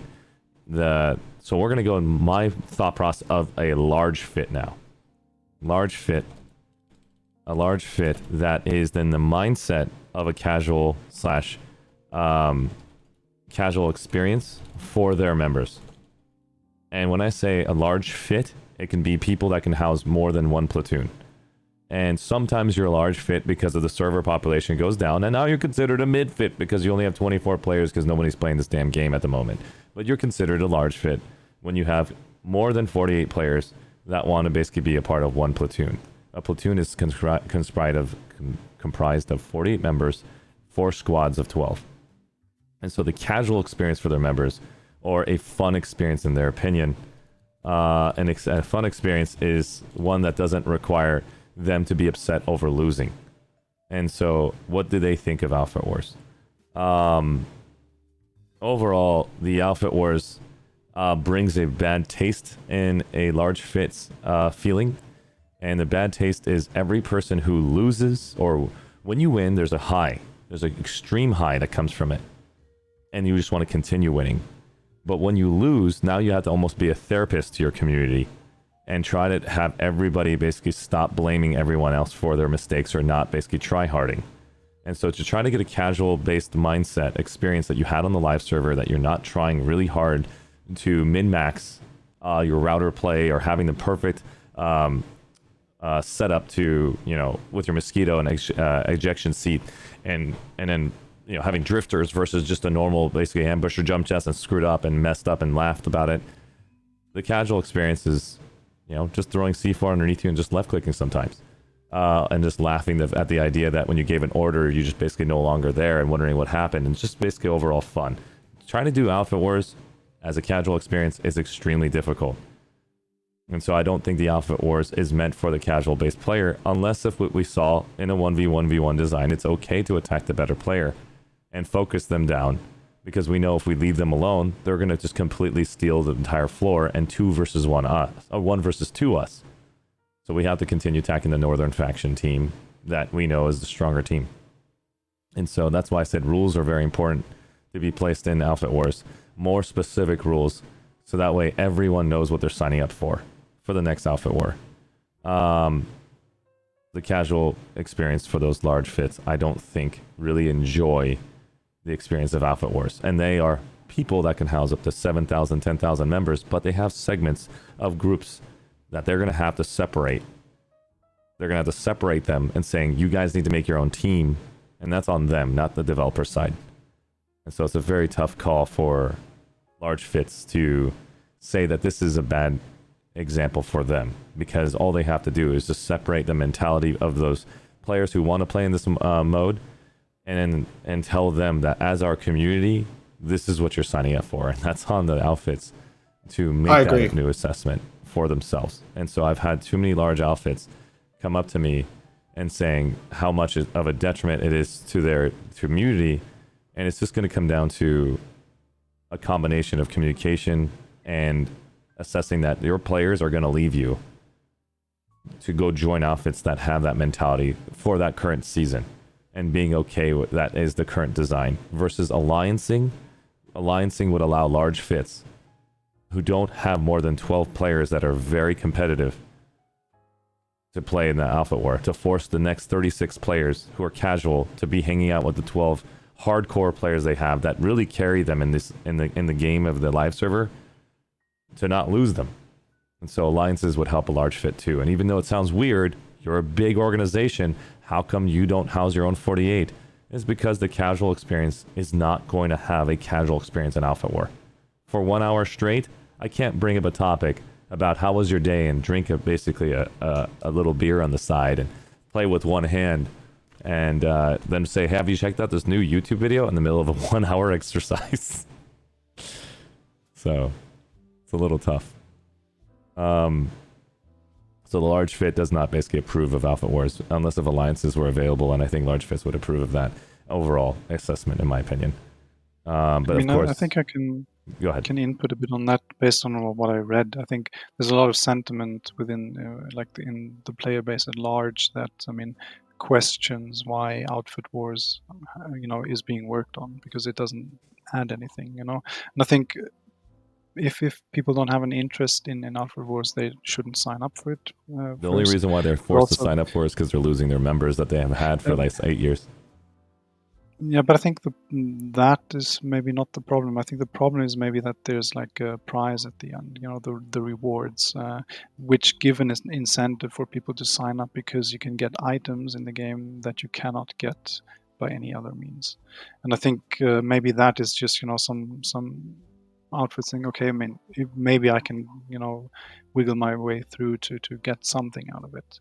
Maybe that's the wrong motivator in a sense, but I think for very large outfits, I think it's just also the accessibility of the event, because I think if you have on the one end, just people who want to play on the map because it's new content, and the game doesn't really get new content so often that people think it's okay, to skip over, a certain aspect of the game. I think that alone is like one of the reasons we've been seeing a lot of these outfits sign up, in the beginning, that then got eliminated or didn't show up with the full platoon for the matches. I think that's probably a problem for the outfit wars in general. Anything else you want to add to that, Zolfer, before I move to the next example? No. I think it's definitely on the outfits to self-organize themselves, because we're in a prime example of that. We have a bunch of players who couldn't care for the game mode, but we have a solid 50 people who did want to play. Imagine you didn't have a solid 50 and you guys are running 3 platoons. Yeah, look, I mean, we would have to take a judgment call on saying whether people wanted to actually go do that, but we'd again just actually have a survey, have a poll, have a sign-up sheet, and then we go from there. Nice. By the way, Dig TV is here. Good to see you, my dude. If you would like to basically be a part of this, this is literally up your alley. If you want to come stop by my Discord, I'll drag you in because of the amount of time I've spent with you and the overall assessment and knowledge you have for this game mode. I think you would actually be able to add value to this conversation if you would like to be a part of it, Dig. And Nick Haas as well. I'd love to hear your point of view from a Planetside 1 Forever Project user who has your own organization and your own dev team. If you want to come in and basically tell us your points of view on Alpha Wars, we're only talking about Alpha Wars. I know we keep jumping to different subjects, but we're trying our best to maintain that. Because I want to have this final conversation on ArsheeTV, and tomorrow Commander Sirius will pick it up and have his own personal perspective. But yeah, just hop into my Discord if you like. It'll be in the Drag Me channel, and I'll drag you guys in. Next question. We talked about large fit, mid fit, and mid fit was, as far as mentality is concerned, I'm assuming the mid fit mentality was ultra competitive. Let's talk about the other sides. We have the mid fit ultra competitive side, which can be any side. We're talking about small, mid, large. Basically, the Jaeger community is the ultra competitive side that Odeon and Ari said earlier. General server population, which Ari said earlier as well. Ultra competitive side from Zolfer's perspective and live play perspective. And I just brought the large fit casual member experience and fun experience that they give to their members. Let me give you another side of what this fun experience is to the large organizations. If you have over 50 to 100 to 150 people that you have command over, and I'm talking about join me and together we'll take over this continent. You've seen streamers do this. Streamers try to come in with their 1,000-man Andes and try to say they're going to take over Planetside, and we're going to go and run over you, and our population of freaking 500 players can't get killed. Well, they don't know that there's a server population of 300 on one faction. They also don't know about the queue system, and they also don't know that a lot of the Planetside 2 players are very excited to rip you apart live on stream. And so we see them get their butts handed to them, and they're sitting there like on their stream saying, oh god, I don't know what happened. Oh Jesus, this is terrible. But yeah, that's an example that we've seen from large individuals like Spiffing. Britt had tried to come over here, and the other individuals as well. And we saw, what's his name? I'm losing my mind. Yeah, I don't know the thing. He's basically not a nobody. He's gigantic. Summit 1 G's also basically came in, and we had a chance to see him as well. But he didn't come in to say he's going to take over Planetside. He just said, I'm going to chill and shoot some mans. So it doesn't really matter who they are. If they're popular, the Planetside 2 community basically eats them alive. And that's just the way the system goes. And so when we see large fits controlling 150 players every single day, that becomes extremely fun for those large fits, because now they can actually create their own game modes. And their own game modes mean that we can actually have an entire harasser race of 150 players, or we can basically go and pull galaxies and just control the skies and sit on everyone. Or we can go and hang out the warp gate and make an entire U-shape and just blast everything that comes out and have fun. And all we're doing right now is sitting at the couch, having conversations while left-clicking and drinking a beer and having T2 strikers fly up to the warp gate. And the ultra-competitive people that are sitting there wondering what the hell are they doing, they're probably really drunk and having the greatest day of their lives, while majority of you are thinking that this is the boringest activity on the planet. But overall, it's extremely fun. Once you actually identify this game as Planetside 2, is that can actually be a couch game too. You don't have to try hard when you log into the game and just think about KDR. Sometimes you can just chill, have a beer, and just have different conversations and do other things. I do think that mentality is quite a popular mentality in Planetside. I know that we most of the week have that mentality. And that's the thing that a lot of people think that's not Planetside. I had Real Word just come in and say that's not Planetside. Now, I can't force everyone to try the casual experience, and I can't force everyone to try the ultra competitive experience. I personally have tried them both, and I can tell you I side with the ultra competitive side majority of my life. And why I actually had the ultra competitive side in my life is because the moment that you give me a video game, I want to dissect it. I want to know everything about this game and how I can min-max it and how to get to the basically the objective and solve it and destroy it and basically become the best at it. And that's how I used to be in basketball, soccer, and my entire life.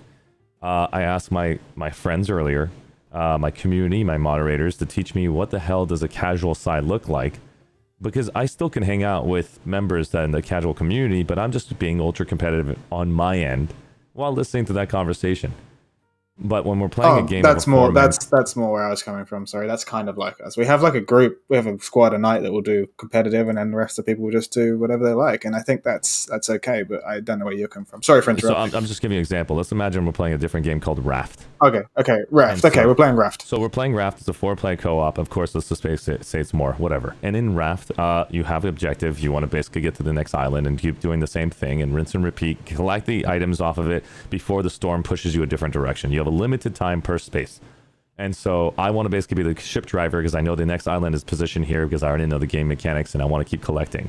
While the other 3 individuals are just chatting, stabbing each other, pushing each other off the raft. Now I got to slow the raft down, turn it around, pick him back up. Now they blew themselves. The body flies up in the sky, and the person's using a different accent all of a sudden, and they're basically now trying to talk to me from behind, role-playing, and I'm like, what the hell's going on? I want to focus. I want to get this objective. And so they're teaching me what it looks like to play casually. And I'm saying to myself, what the hell? How is that fun? And then I tried it again. They're saying, here's some paint. I want you to paint the ship. And so I go to paint the ship. And for the last 30 minutes, I'm painting the ship. I'm grinding my teeth because I'm watching the ship driver just drive us in circles for the past hour. Who literally spent the past hour just making circles in the ocean. And I'm painting the ship.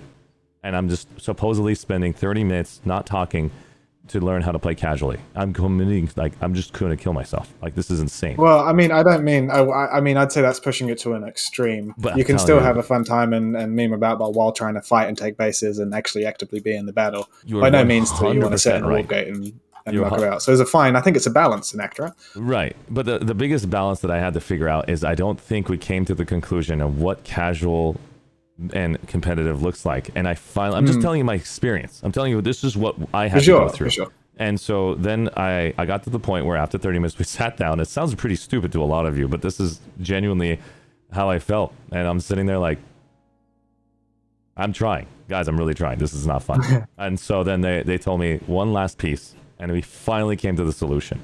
And it made total sense. My brain exploded. And it was like, okay, let's imagine you come over to my house, and we're all sitting on the couch in an L-shaped design. 2 of us are here, 2 of us are here. And, we brought our own drinks, and we're hanging out and just chatting.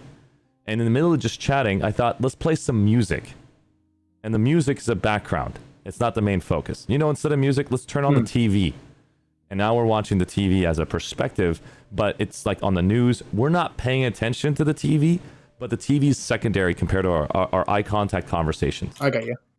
And so then I actually say, okay, so how does that work for casual? It says, imagine not Planetside. Imagine the game is secondary, but our conversations and our chilling and our environment of where we are as characters is the primary. And that's the casual experience. And I was like, holy crap. I'm such an idiot. Can I maybe just come in?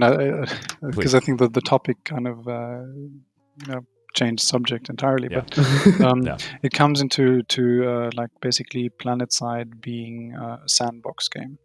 And as far as Outfit Wars is concerned, I don't think Outfit Wars is sandbox anymore. I think it's a completely different setting. It's a competitive mindset for sure. Preparation, organization, all that stuff.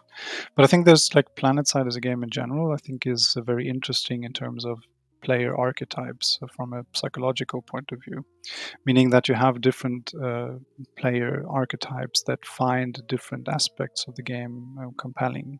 For example, you have socializers being liking to platoon lead, even if they're maybe not the best shooters, but they find fun in the game just getting to know people.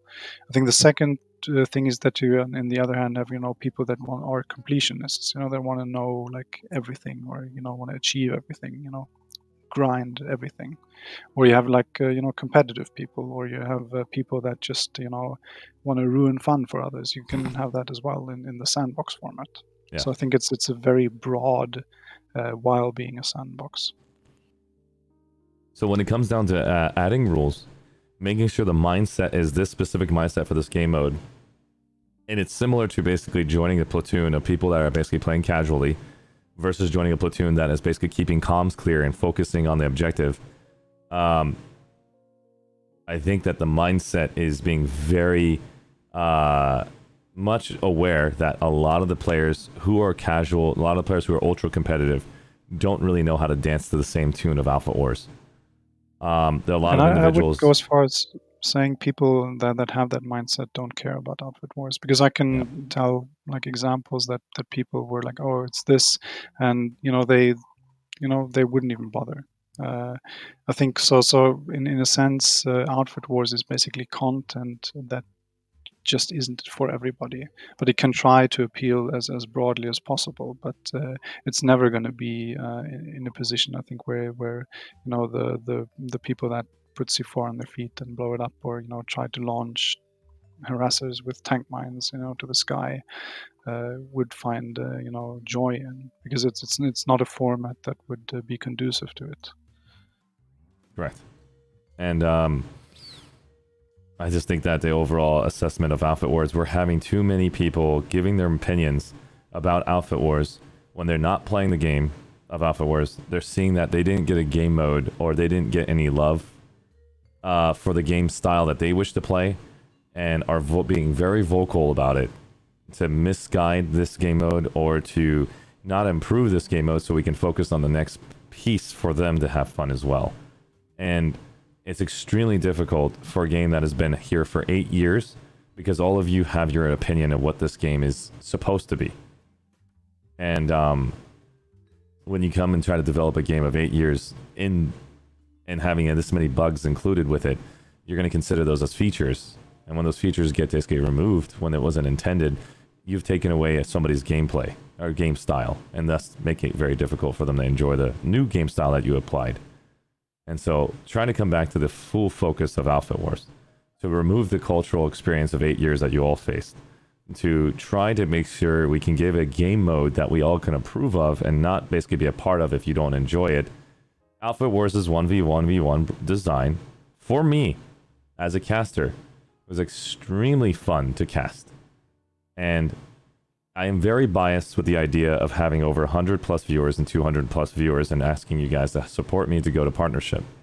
And so that is the biased approach that I can say verbally out loud to all of you. But I can tell you, I would never freaking wake up at 4 o'clock in the morning to do an Outfit War for Asia, because it's going to kill my sleep schedule and destroy me mentally for the rest of the entire week. And I've done this for 6 weeks. And I've denied to basically try to make money off of freaking being boozled, so I turned it to $100 because I cannot stand the dang taste of it. I did it for a charity stream. I have my opinions of what I'm willing to what I'm willing to do and what I'm not willing to do. But Soltech did a fantastic job entertaining the living crap out of me every step of the way, and that's why I chose to stay awake for them and to do the casting for their server. Half of Soltech, 50% of it sucked because there was a no-show. For literally me waking up at 4 o'clock in the morning and sitting there making it all hype to see 3 outfits no show, and another 1 team 2 outfits no show, and I'm sitting there like how do I entertain chat for the next freaking hour when there's nobody here? And so you can see my perspective of how it sucks to be a caster when there's no shows. But when there is 48 players, first 48 players versus 48 players, and they actually try to attempt Outfit Wars, it's extremely entertaining for me. What's not entertaining is 1 team stopping 2 teams. It's just not that entertaining for me. How do I make that really fun for the new players? How do I make that fun for me to say, it looks like 1 team is completely just dominating the field right now. Oh my god, that person just did a Ryuken on that body. Oh Jesus. Looks like they're both at the warp gate. I'm like, how am I the Hadouken? Like, it's like, how do I explain that fun for people? I can't really entertain that. And so when I see close matches, I always root for the underdog. I don't care who you are as far as an outfit. When I cast, I try to cast fun matches where I see the numbers at the very top are equalized, and I'm just trying to root for the team that is basically below in numbers, or trying to root for the team that can get a win here, but they're not making it happen on the stream. I'm just trying to bring hype at any moment I can, and that's my play-by-play commentary style. Then you get the analytical that there's a lot of things to be said, like I think for casting tools, because I think from what I've seen, it's very difficult, like sometimes to read names. Basically the observer cam ends up spotting people. Oh my gosh! You're literally triggering me right now. But yeah, I know. Yeah, so that might, I mean, if people hear the call out, it might actually also freak them a bit. I don't know, but I mean, this is definitely an issue, and I think also like the matches I've seen where there have been no shows was actually a bit heartbreaking. I hope that aspect will get fixed by sort of improving the sign up process for sure, and making it a bit more clear, what people are signing up for. Overall, I think the quality of the matches definitely improved. Although it was actually sad to see some of the larger teams be eliminated a bit early because of how the scoring system worked during qualification. The qualifications. So let's talk about the entire Outfit Wars from my perspective now. So that way we can actually get you guys a comment on that. I'm going to tell you my personal opinions now. I really did not enjoy watching the best players get eliminated. That really ruffled my feathers. And when I say the best players, or best outfits, or best stack fits, whatever you want to call them, watching... Okay, there's a really funny video I want to share, but I can't put it on my stream. I'm going on a tangent. I'm sorry, Ari. Do you know the mums? Yeah. I'm so sorry. I actually misclicked. Do you know the ultimate mummy of the mums? Something mums? Yeah, I've seen that. You've seen the mums Outfit Wars performance meme? Yeah, with the Pirates of the Caribbean. Yeah, it's very entertaining.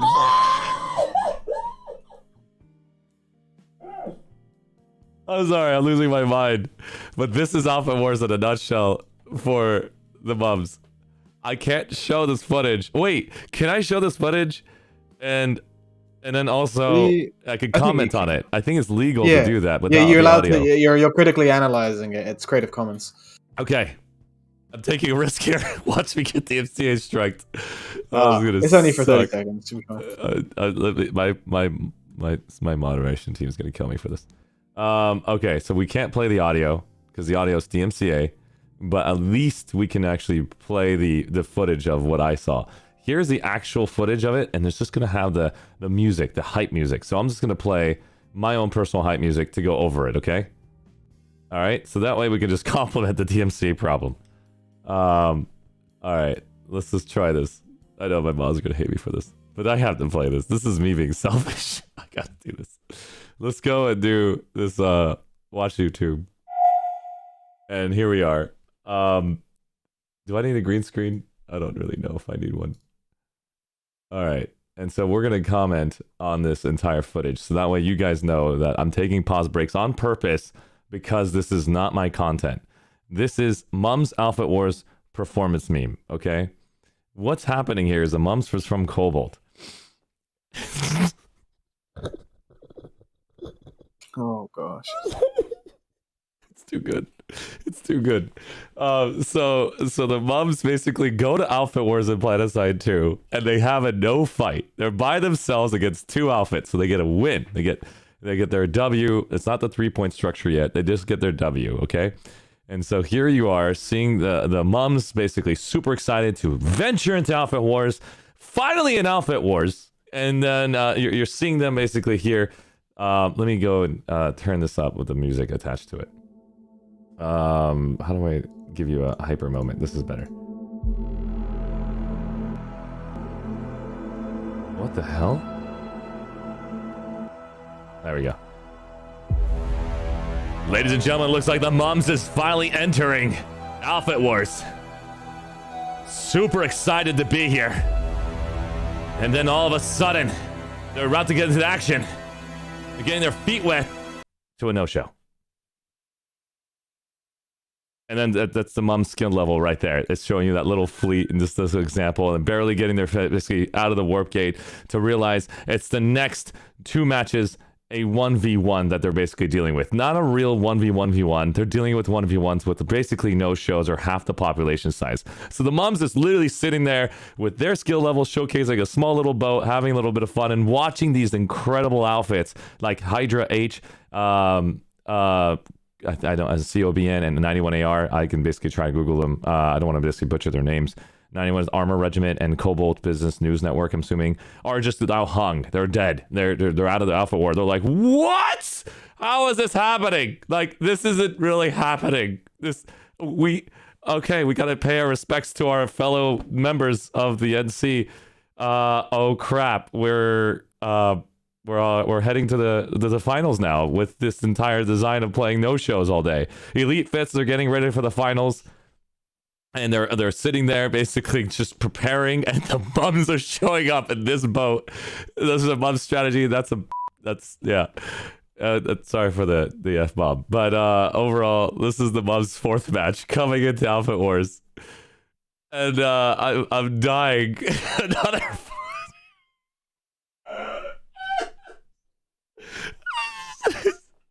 And then this is still, yeah, that's the overall example from the Alpha Wars that the mums faced. And so I'm telling you right now, that's super not family friendly, but I personally died when I saw that example. I was really focused on giving feedback to the interviews, and then that video was sent to me during the Cobalt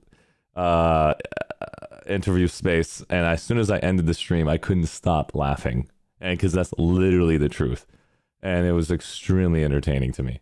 And overall, that's the one thing I don't enjoy about Outfit Wars, is when you're seeing the first rank bracket having to fight the first rank bracket again and again and again, and then moving them into second rank bracket and doing that again and then forcing them out. And you can actually see that pattern.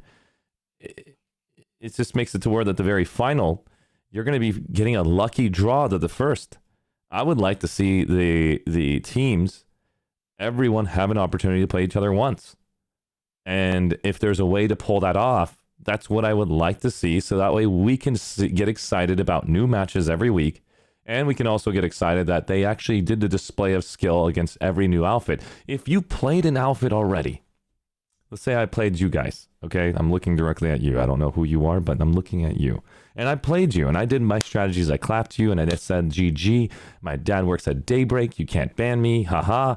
And I did my thing against you, okay? And I kind of ruffled your feathers.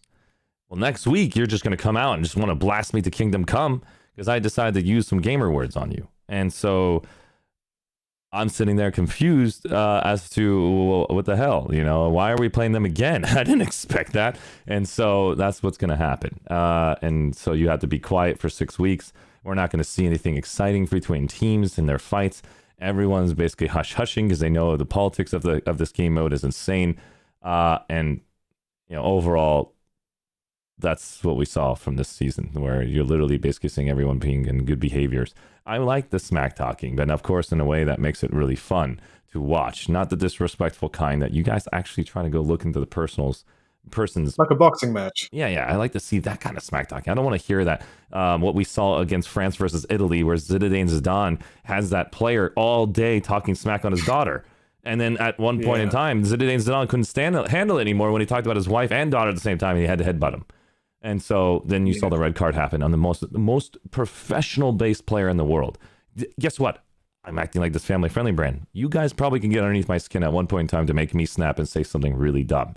And I'm human. That's all it is in the end. That's opening a can of worms. Yeah. And so I'm saying, like, it just gets to a point where, how do we basically have fun in this game mode? So the 1v1 mechanic, I don't enjoy the 1v1v1 design where the rank 1 has to fight rank 1 the entire time. Rank 2 has to fight rank 2 based on point averages in the qualifying rounds. I do believe Rel did a great job when he said that 48 people are going to sign up. So that way, as a caster, I'm not sitting there super excited and hyped to then see a 0 match. Because I didn't open up my damn map to see the population density. I was an idiot. And the reason behind that is because last season's Outfit Wars, everybody basically prepped for 2 weeks. I didn't expect a no-show at all. And so that's my fault for not doing my due diligence. And I also didn't improve at all, that I actually had to sit here and not get informed that Alpha Wars was happening till the very last minute, where they said casters can cast this game however they like. It's up to the caster to do it. And so I had no information, and it's because of Justin Golenbach and Andy Milanakis Andy Seitz not being a part of Rogue Planet anymore. Those were my direct communication spaces. I had so much communication from those two individuals, including Rel, and it was between the three of them that really gave me the ability to shine here in Planetside 2. And seeing all three of them disappear means all the focus is now going to Rel. And of course, Rogue Planet games as well. And so it just really makes it difficult to represent anything in my circle, and of course, many circles that we've seen before. It's just extremely frustrating when I'm noticing that I'm getting no call or no engagement by this community that I've done this before, and I have to go and reach out saying, hey, I just got told that this is happening, and then basically saying last minute, oh yeah, if you want to do it, you're more than welcome to. I'm like, well, the preparation time is not there, so I spent 48 hours preparing all the slides and the thought process of how I want to deliver it. I could have hired FIZU members. I could have hired designers to make this Alpha War look really sleek and badass, like Commander Sirius' stream does it. But I didn't have that time. So I said, screw it, we're just going to go scuffed. And we did a scuffed version, as you can see here. This is the scuffed version that I've created for the last 6 weeks. Now, this doesn't mean it's not quality. I'm doing what I can with the limited amount of knowledge that I know how to do Photoshop and overlays. And that's my problem as a caster, and my problem as a at this design. The next problem I had with Alpha Wars was the overall experience that you can only do as an observer cam. The observer cam does not have the function to Q-spot tanks from distance. Only when you get within distance of the tank that actually shows up, like within like 200 meters. And then the aircraft never gets Q-spotted. You have to actually, I mean, when I say Q-spotted, I'm saying automatically spotted like infantry does. When your mouse is over a certain region, you see that the players' names and you know who's through the walls so you can follow them. While when you look at an aircraft, you can't see the names of the players. When the player's in the gunner seat, I can't see the name of the player in the gunner seat. Those are the issues I have, because as a caster, I can't see them, let alone represent them. All I can say is, look at the Vono Sovereignty site is doing some amazing work on a freaking new conglomerate Reaver. Oh, that was a great kill by that scythe. And when you're basically casting for any type of event, such as soccer, football, basketball, you want to really honor the player and that hype moment that player basically achieved. So I had to sit there staring at a freaking Reaver for the next, or scythe or mosquito, whoever you are in the sky, for the next 20 minutes, like just to press Q on you 400 times until the Q spot finally worked. There's no dot in the center for my screen because I'm not going to install a recursion stat tracker just to have that dot there, or I can actually get a piece of tape and put a dot on there to half butt it. But long story short, that's my frustrations as a caster, is just trying to have that. The next frustration, of course, is the lag that there is on the mini map. The mini map basically has a delay of representing where the population density is at. And that's on purpose, or it's not on purpose. It's the API code, I don't know. So when it shows a 24 versus 24 fight happening on a basically specific region or hex, I show up, it's already dead. And so it's not live. It is delayed for me. So it's like you guys are delaying it for the community because they don't want them to have that much fresh data. So if you see it spikes up to 12 instantly within live, like you see in a stream, you're going to basically react. Instead, it's basically about 20 or 30 seconds delayed. And so I never knew the minimap population was delayed. I'm sorry. I didn't mean to ruin it for you. But yeah, it's super delayed. And with that delay, it's kind of like having a delayed stream. But as a caster, I need to know where the hell you guys are. So I'm using now my Planetside 2 experience to think, okay, well, this base is about to be taken within 30 seconds left. For sure, this team has to be here.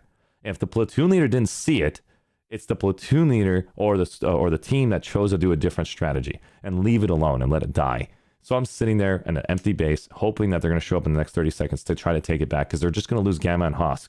And Gamma and Hosk, if I can bring it up on the stream, okay, you don't know what I'm talking about. Whatever. If you played Alpha Wars basically has as middle bases called Gamma and Hosk, and your connection to Alpha. So if you lose Gamma and Hosk because Alpha is going to get taken, you're going to lose 2 bases for 2 minutes straight, and that's an incredible amount of points lost. You literally lost over 36 points in 2 minutes. And that's huge. And if you basically forgot to defend Akka because you had Gamma and Husk, it's on the platoon leader on that point. And it's just a mistake of not basically paying attention to the map enough or whatever. We can discuss what min-maxing looks like in Alpha Wars. But if I had the ability to click within a certain region, a range distance, like you did a range distance with the amount of infantry we can see within distance, or the range distance between a vehicle, where it says in this bubble in a specific region that there's 12 players or the maximum amount of players in that region, I can click a button and teleport right next to that fight, where it says if it's in set range of 100 meters, there's 48 players, or let's say set range in this map. If I click the button, it will give me the largest density space of that region. And then I can increase that region however I want. So if I want to see a larger region and then just teleport to that space, at least I can know in that specific range that this is where the main fights are. Or give me the player-based camera where I can just click between the NC and just cycle through all NC players and cycle through all VS players and be behind them like we see in Counter-Strike and other games. Whatever is I think easier. there's a lot to unpack also in what you're saying. I took a few notes. I think the first one is like the no-shows, and I think that's been a problem throughout the tournament, and hopefully that gets fixed by more stringent sign-up requirements. The second thing was about the sort of repeat matches, and maybe I have two opinions on that. I mean, one is there are probably systems to prevent it, so you never get like a rematch against the same teams by implying some sort of ranking, that is based on live data or something. There are some, systems that are used in like chess tournaments, for example, that try to minimize the amount of games that people have to play, while still getting a reasonably good competition. At the same time, I think some of the repeat matches that were of quality, which happened to us, like when we had the repeat game against Bach and EU, was actually a good experience. But it was a really bad experience in case of, I think, Mums and ASFX, which was just, 1v1. So I think maybe repeat matches are not good overall. Yeah. The other things regard like casting, camera tools and stuff. I think maybe there's the potential to hack some sort of stuff together based on the tools that were available in Planetside Arena. Because in Arena it was actually possible to spectate players from both third person and first person view. So I really don't know how those systems interact and if it's even possible to do in Planetside too. But maybe even just the highlighting that you get from a death cam, if you can somehow like just have a tool where you spot a player and it highlights that person through walls and stuff, and makes it easier for people to follow. I think there's definitely potential. I don't know the technical parts. I'm really not a good source for that. I can imagine there's maybe room for abuse. If people like hack the code somehow to use that in cheats or something. But it definitely provides potential. I think that will be the take-home message. One of the things I'm showing right now on the screen is that I'm showing Planetside Arena. This is the death screen. This is basically how they see, their perspective. I'm currently running this team right now, and this individual, Malvision DK, is a streamer that has this recording from Planetside Arena from when I played back in 2019. And right now, in 17 seconds from now, you're going to see them immediately click onto the back of ArsheeTV, or anybody they wish to, of course. This is the very final moments of a Planetside Arena. In the circle, man. You can hear my voice right now in the video. And so now it's spectating in the next 7 seconds, and this is the spectating cameras that they can choose from. This is from Planetside Arena. That means the capacity could be there. This is ArsheeTV's perspective, exactly what you would see in the game, a third party perspective. I'm taking that Vanguard as soon as I can. You have to get that Vanguard. Every bum rush that Vanguard. I forgot I'm not friendly on this one. We're gonna basically go mute that. She's a little weird on this video. Yeah, this is Arshee getting a little salty, or try hardy. I might use language. I'll tell you guys ahead of time. I'm sorry. And so the vanguards are driven in Planetside Arena. You can't shoot, so you need a secondary gunner to do it. So let me show you on the top right. I'm gonna bring myself smaller. You guys will see very top right. I had to go to the third-person seat to shoot the top gun. L Dot is sitting in the secondary gun that is actually using the main cannon. I got to go back in the first seat and start driving. So this is a 3-person vanguard versus a 2-person that you guys see in Planetside 2. This is like Planetside 1 all over again, where you have a 3-man team working together on vanguards. Everybody's using the underbarrel gun that you guys now just got from the Punisher for the light assault. They're trying to flip the tank in Planetside Arena right now. And so right now, this player is actually is in perspective mode of ArsheeTV. I'm watching as a player from Malevincia's perspective, the currently dead on the top left, is watching me play the game in my perspective, exactly the way I'm actually viewing it, the way I zoom in. Everything I'm doing is what they're seeing.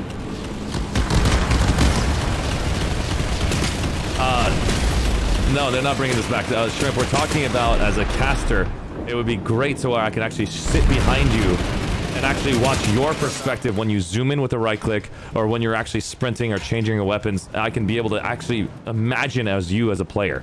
And that's what I'm asking for. If I was actually a player, as a caster, it would be great to sit behind some players or the entire community where I can cast them, saying, ladies and gentlemen, I'm currently watching ArsheeTV, and this is the new conglomerate, and click, click, click, click, click, click, click, click. And so that will give me a chance to jump between all of your VOD views and then actually give a huge casting display and actually give you the whole roster of every player and where you are currently on the map and what you're doing. I think the overall experience would be legendary. I think that the spectacle of any gameplay that we do for Planetside 2, if they already took what Planetside Arena has into Planetside 2, would be amazing. And I don't know how much work that's going to take, but all it is just giving me an ability to click onto the people's backs. And if it's in alphabetical order, even better, because then at least I know how fast I got to go through to go find them. And right now it's two versus I mean, if there was like a observer cam tool, sort of where you can pick players from a list or something, you know, yeah, or just, you know, exit on command and Q spot. Yeah, exactly, exit on command and then switch between them all. That's good. But I mean, I'm just like a layman, so I wouldn't know how this could translate in the spaghetti world. So. Right. Again, that's going to come down to the devs giving us some feedback to stop talking about it, and that's the reason why. If this becomes a topic that we talk about for the next week, most likely a comment will come out from them, so that way we can actually have an opportunity to learn more. That this is a waste of our time to talk about, because they've already tried it, and this is just too much code, network code. It's just a spaghetti code from whatever they're working with. It's just not possible for Planetside 2, but it worked for Planetside Arena. Yeah. It's almost over. One more. Yeah. One more, boys. The source engine couldn't handle the map size. That's what Mofker just said. This is how to market the game better. I think it would be a lot easier for me to showcase the game better, because I know the actual average player watching a caster actually sitting behind you as a player, showcasing your work and how much effort and time you put into it, and actually honoring the players that make huge gameplay differences would bring more players to the game too, because those players would be like, hey, my time in Planetside 2 is going to get honored, and they actually can find me, versus like I have to beg to God I'm there at the right time at the right minute for you in your final moments. Or I'm following the outfit leader who's making a major play, because that outfit leader for sure is going to make the major play coming up next.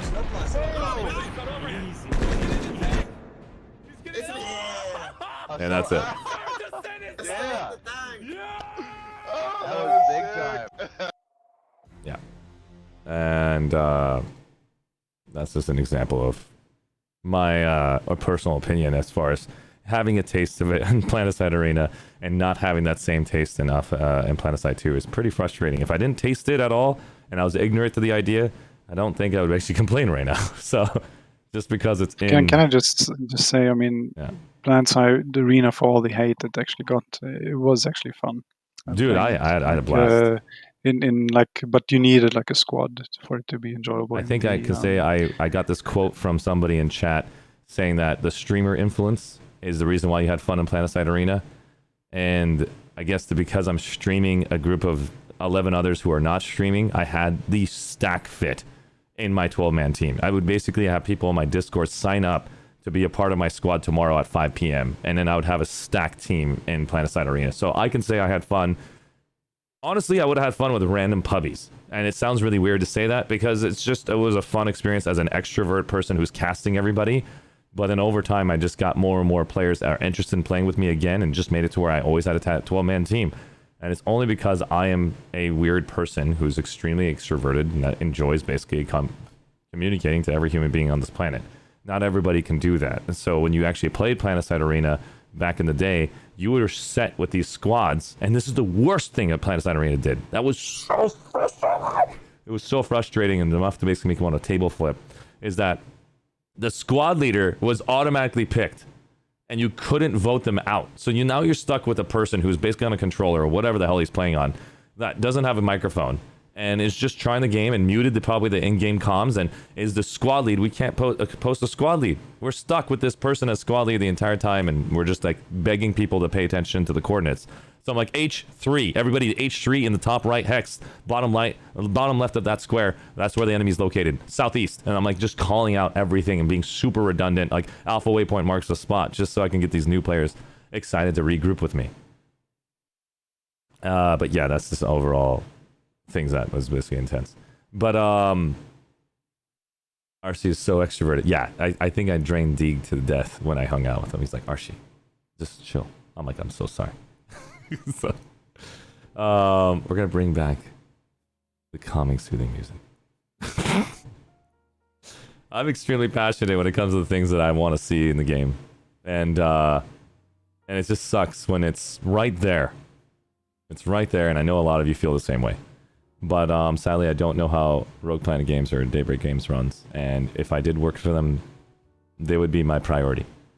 And what I mean by my priority, it doesn't mean I wouldn't talk to you guys anymore. It just means that I would tell you guys I can't disclose that information and be more upfront to you guys on the things that we can talk about and things we cannot talk about.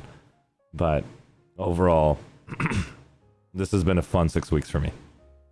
If I take the overall assessment, 20% of it was pretty stressful. 80% of it was extremely fun for me.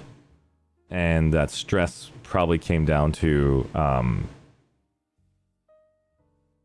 I guess the amount of backpedaling I had to do to talk to so many communities that actually felt like they were wrong and sitting down with them and actually helping them understand that this is basically the situation and then basically understanding that they can actually be better versions of themselves. And so, yeah. No, as a general idea, I would always ask people in the community to try to put yourself in the other person's shoes.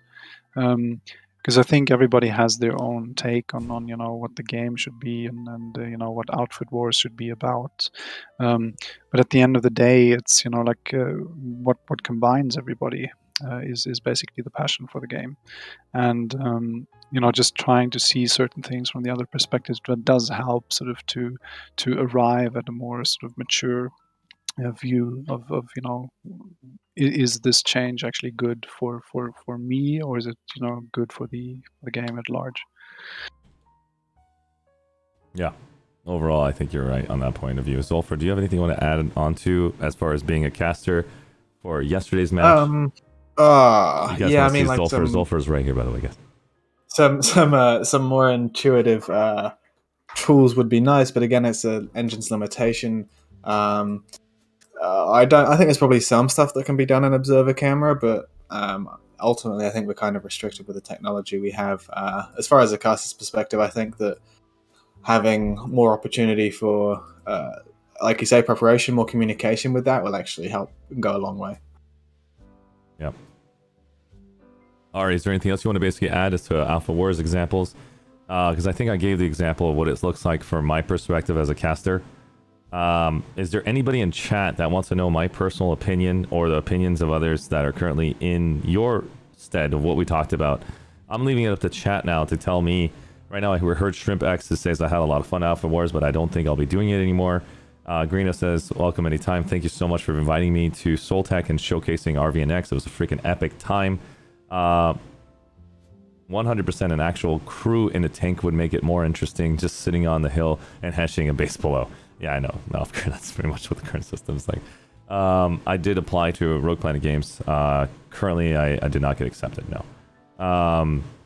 We're going to do 5 hours next time. We're going to do 5 hours next time. Dig TV is basically coming in and talking about how long it took to basically talk. I hope to God we don't spend 5 hours here. Looks like we've got Dig, ladies and gentlemen, with us here tonight. Dig, what's up, my man? Hey, Archie, how you doing? Doing good, man. Doing good. Thanks for stopping by. You have been so busy. How is it that you make your body do all this? Working out. If I didn't work out, I couldn't do my Alpha Wars, to be honest. That is it. That's the secret to life. You're an inspiration to us all, my friend. No, not at all, man. Dude, your clear conciseness, your freaking feedback, and your overall assessment of what we've seen with the N7 Picard talk with Shaktor and Commander Sirius, and just your podcasts are really fun to basically listen to. Very relaxing and chill. Well, thank you, Archie. Yeah, the Tribunal was a fun experiment, and I hope to see it continue. For sure. Now, how much of this conversation were you part of? Everybody, if you don't know, Dig TV is right here with us right now, as well as Zolfer, who's currently with us as well. He actually casted with me and Lancer yesterday. Zolfer, how long have you been streaming for?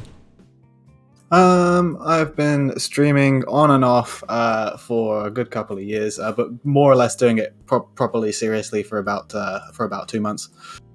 Awesome. And so, Dig, how long have you been streaming for? I started the podcast in January 2020, so I probably would call that the start. But in terms of streaming gaming in Planetside, just pretty recently, last few months. Awesome. And then same time, Ari, how long have you been streaming for? I don't stream. I'm kidding. I think it's not like something that would match my personality. Can I know more about that? Because you're really informative when it comes to these conversations. This is the second time I've actually met you. Why do you think it wouldn't fit your personality? I would say because I'm like more introverted and like to listen more to people and then sort of come back with a sort of reply that I've thought through. And like I think the streamer mentality is more like you need to be the entertainer, that you need to be the person talking. So I think that wouldn't fit to me. Dee, what are your thoughts about that? Do you think that's the case? I totally resonate with that. I'm an introverted streamer, and I'm always at odds with myself whether to turn the stream on. So for me, my trick is I just try to roll up all my thoughts into a once a week type deal. Because I do love the connection. Like I need the connection with people. I love gamers. I love this community. So that's kind of the balance I'm working through. I do also want to apologize to Shrimp HX. When I actually hung out with him, I probably drained the living crap out of you with all the questions I asked when you're just trying to probably chill and have fun. Shrimp HX is also a great streamer as well, guys. Trying to give the new player experience an opportunity to see a new character can also dominate. You just need to work on different aspects of the game, such as redeployment side, which is something I think a lot of people fail to recognize. And then we got Paf Daddy, who's also basically streamed as well. I think a lot of us have streamed here. Paf Daddy's an incredible air pilot. Just claps you and then tells you to try harder. I'm just kidding, he doesn't say that. That was a joke.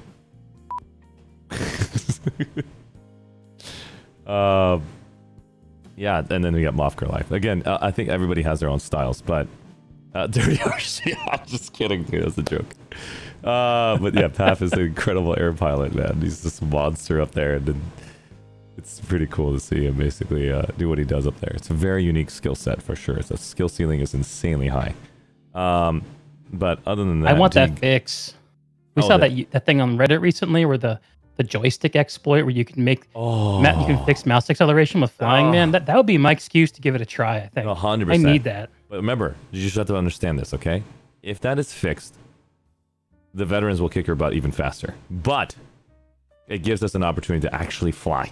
So it's kind of weird how to explain it. I think that all of us newbies will need to form a coalition of newbie flyers. And do the and 2-on-1 we'll just bring more example. dudes. I'm just kidding. That was a joke.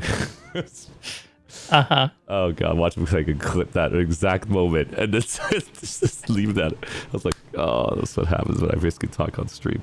Alright, so long story. Donald Fergo, holy crap, if you guys can remember that individual.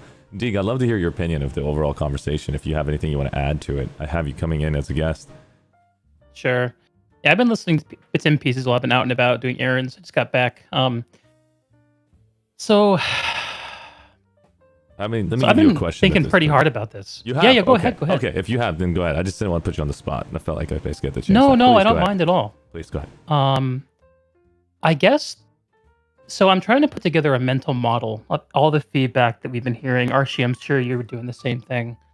And a lot of people out there are trying to understand what the feedback means and how to understand it.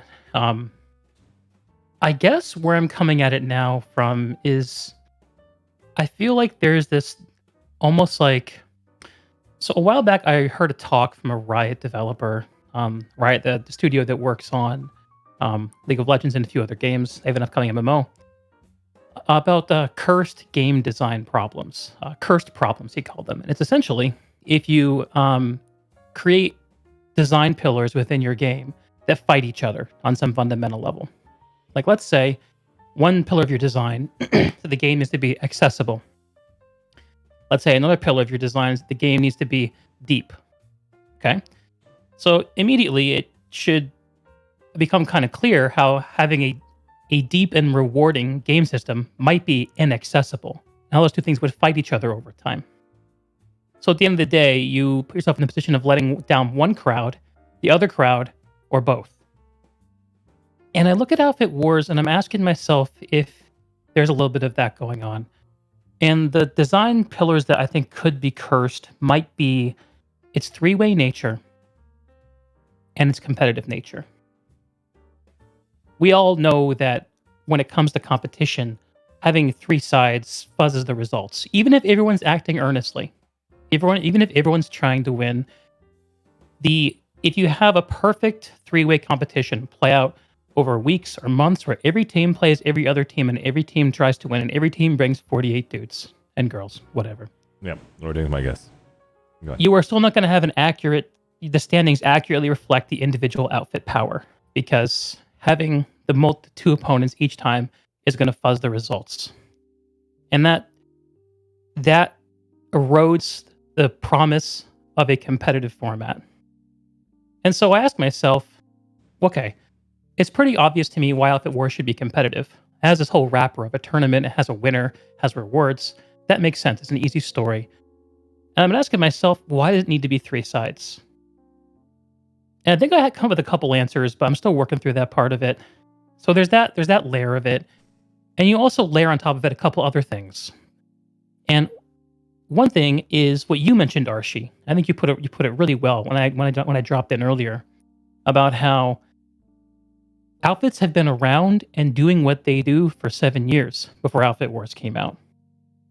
And now we're asking outfits to use those same existing social structures to make these competitions happen.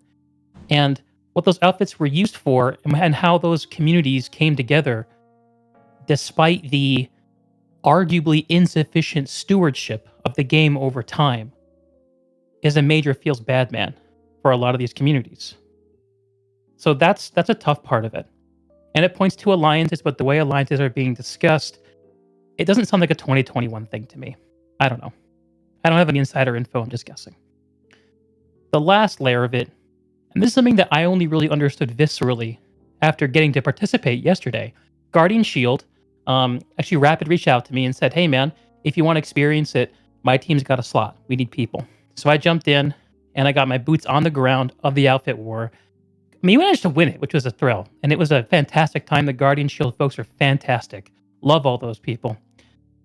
But it really drove home to me what a fantastic amount of effort is required to muster 50 people, week in, week out, be organized.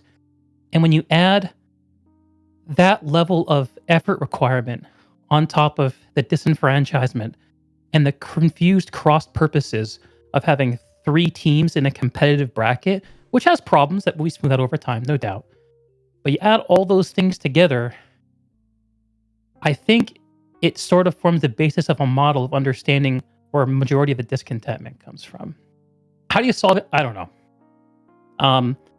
But I was just gobsmacked by the amount of effort and expertise that was required just to get people there, get them organized, have them show them in the right place, go where, even understand who they were reporting to. There's just an impressive amount that goes into it. And I think the Guardian Shield folks are definitely, I think that they would say that they don't take it as seriously as a lot of other outfits may have taken the Outfit Wars. They can be together an hour beforehand, and I don't know where this goes, but I think that there are serious questions that need to be asked about why we need to have three sides to this. What's the good and bad of three sides? And there are some goods, I think. I think we need to ask, what is a live outfit need to be versus what does a war outfit need to be? And how important our alliance is to making this work. And we need to ask ourselves about interest. Because we need 150 people to play every single Outfit Wars match. That's a lot.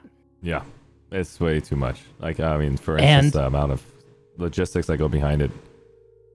And if you don't have communication from the devs, I can see them getting super frustrated. Like, how do I basically work around this, like, last minute? Like, I can't ask everybody to get off work every single day. Yeah. Right. I mean, even if that problem gets fixed, even if we have proper, communication, plenty of notice and heads up, like, I kind of try to imagine, like, the best version of this Outfit Wars as the one I'm working with, because there's clearly room for refinements that I'm sure would be made if we get another season of it, and I hope we do. So but you for enjoyed me, Outfit it Wars, comes right? back to, oh God, yes. Okay. It was Just a to hoot. make sure I had the example of what direction you're actually leaning on. Oh no, you're right. I was focused on how much effort it was, which it absolutely was. That was my major takeaway. But yeah, it was fun. And almost everyone I talk to thinks it's fun too. Like, the actual Outfit War itself is good. Like, it's well designed. But how do we get people into it? Are there enough people to enjoy it? Can we make an actual competitive bracket around it? Man, these are hard questions to answer. And I think a lot of those concerns are what is being spouted out by the community. And when you add on to that, a lot of people in communities feel like they have pre-existing issues. Some of the stuff that I see is like old community stuff. So I played with a few other older gaming communities, MMO communities, stuff like that. And one of the things that you see is when a live services video game that has communities built into it in some way has major features come out later in its lifetime, it tends to divide the player base. And ideally, the division is for the feature or not for the feature. And you find a way to smooth it so more people can get into it, make sure people don't feel included. You can make it work. But so I see that happening. I also see a lot of what I just remember from, like, and Arshee, you'll know what I'm talking about. Original just World of Warcraft raids with 40 people. Like, it's just hard to get that many people together. And we saw that with Burning Crusade. Burning Crusade Classic was coming out, and they slashed raid sizes down from 40 to 20. Or was it 25? I don't remember.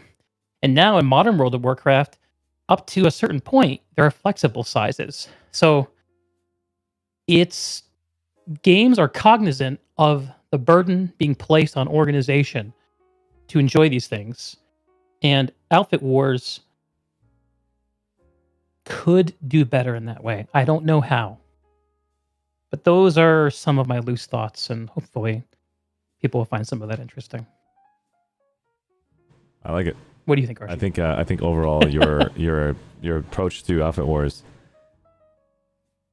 you have made like probably 6 or 7 different topics for us to go through and identify how to basically make the ultra competitive side to the casual general server population. How do we get the mid fits, small fits, large fits? We were basically going down so many different paths, and you brought them up in a very clear, concise way. How do we get them all to mesh together? And we had basically Odeon earlier from KN1 say, why don't we just give PIL lane smash and server smash into the game instead of actually being outside of the game like on Jaeger, so that way you can use their main characters, and if you decide to cheat or do something wrong, you lose your account, you get banned, or something happens to your outfit. Right.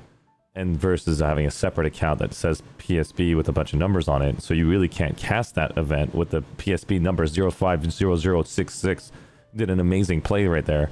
We have no idea who you are. It's the same thing as me Q spotting you. I mean, if I Q spot you and I see basically a bunch of numbers, I get frustrated. I'm like, are you kidding me? I almost want to not look at you anymore.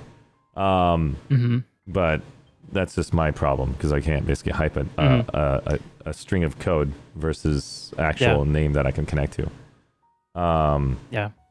But overall, I think Alpha Wars has been a great experience for myself, even though I woke up every single morning from 4 a.m., 11 a.m., 5 p.m., and 8 p.m. for Friday and Saturday, which I know lifed it pretty hard. I know lifed it pretty severely to a point where like I didn't do anything but eat, sleep, wake up, try to hype myself for the next event, and my eyes are just burning. Cheeks were puffy. And so I wouldn't wish that upon anyone. But I did your new aerodynamic shape help? Yes, it did. If I didn't work out, and have the stretching abilities, and also learn how to, engage in some extreme activities such as Alpha Wars, where I had to wake up so often and lack of sleep, P90X did help maintain that awareness that, hey, you do P90X, dude. Alpha Wars casting is nothing compared to this. In my opinion. Yeah, that's great. I was referring to your haircut, though. Oh, this! Oh, Jesus. I thought you meant aerodynamics as far as physical. I didn't even know when my hair's gone. Damn it. You just brought it back up. He's in denial, I didn't notice that. Yeah, I just keep forgetting my hair got shaved. But thanks, community. Thanks, guys in chat. You son of a... I'm kidding. Worst case, I know basically voted for me to be bald. That's son of a gun. Hey, Archie, can I just add one more thing? Yeah. There's one more important part to that model, I think, that I probably should say, because I said a lot of things that made Alpha Wars rough. But there is one thing that I love about it, and it's a conceptual thing. You look at raids in World of Warcraft, you look at any kind of pinnacle group activity in any online game that has community factors. It's important to have reasons for groups to come together and organize with actually well incentivized outcomes.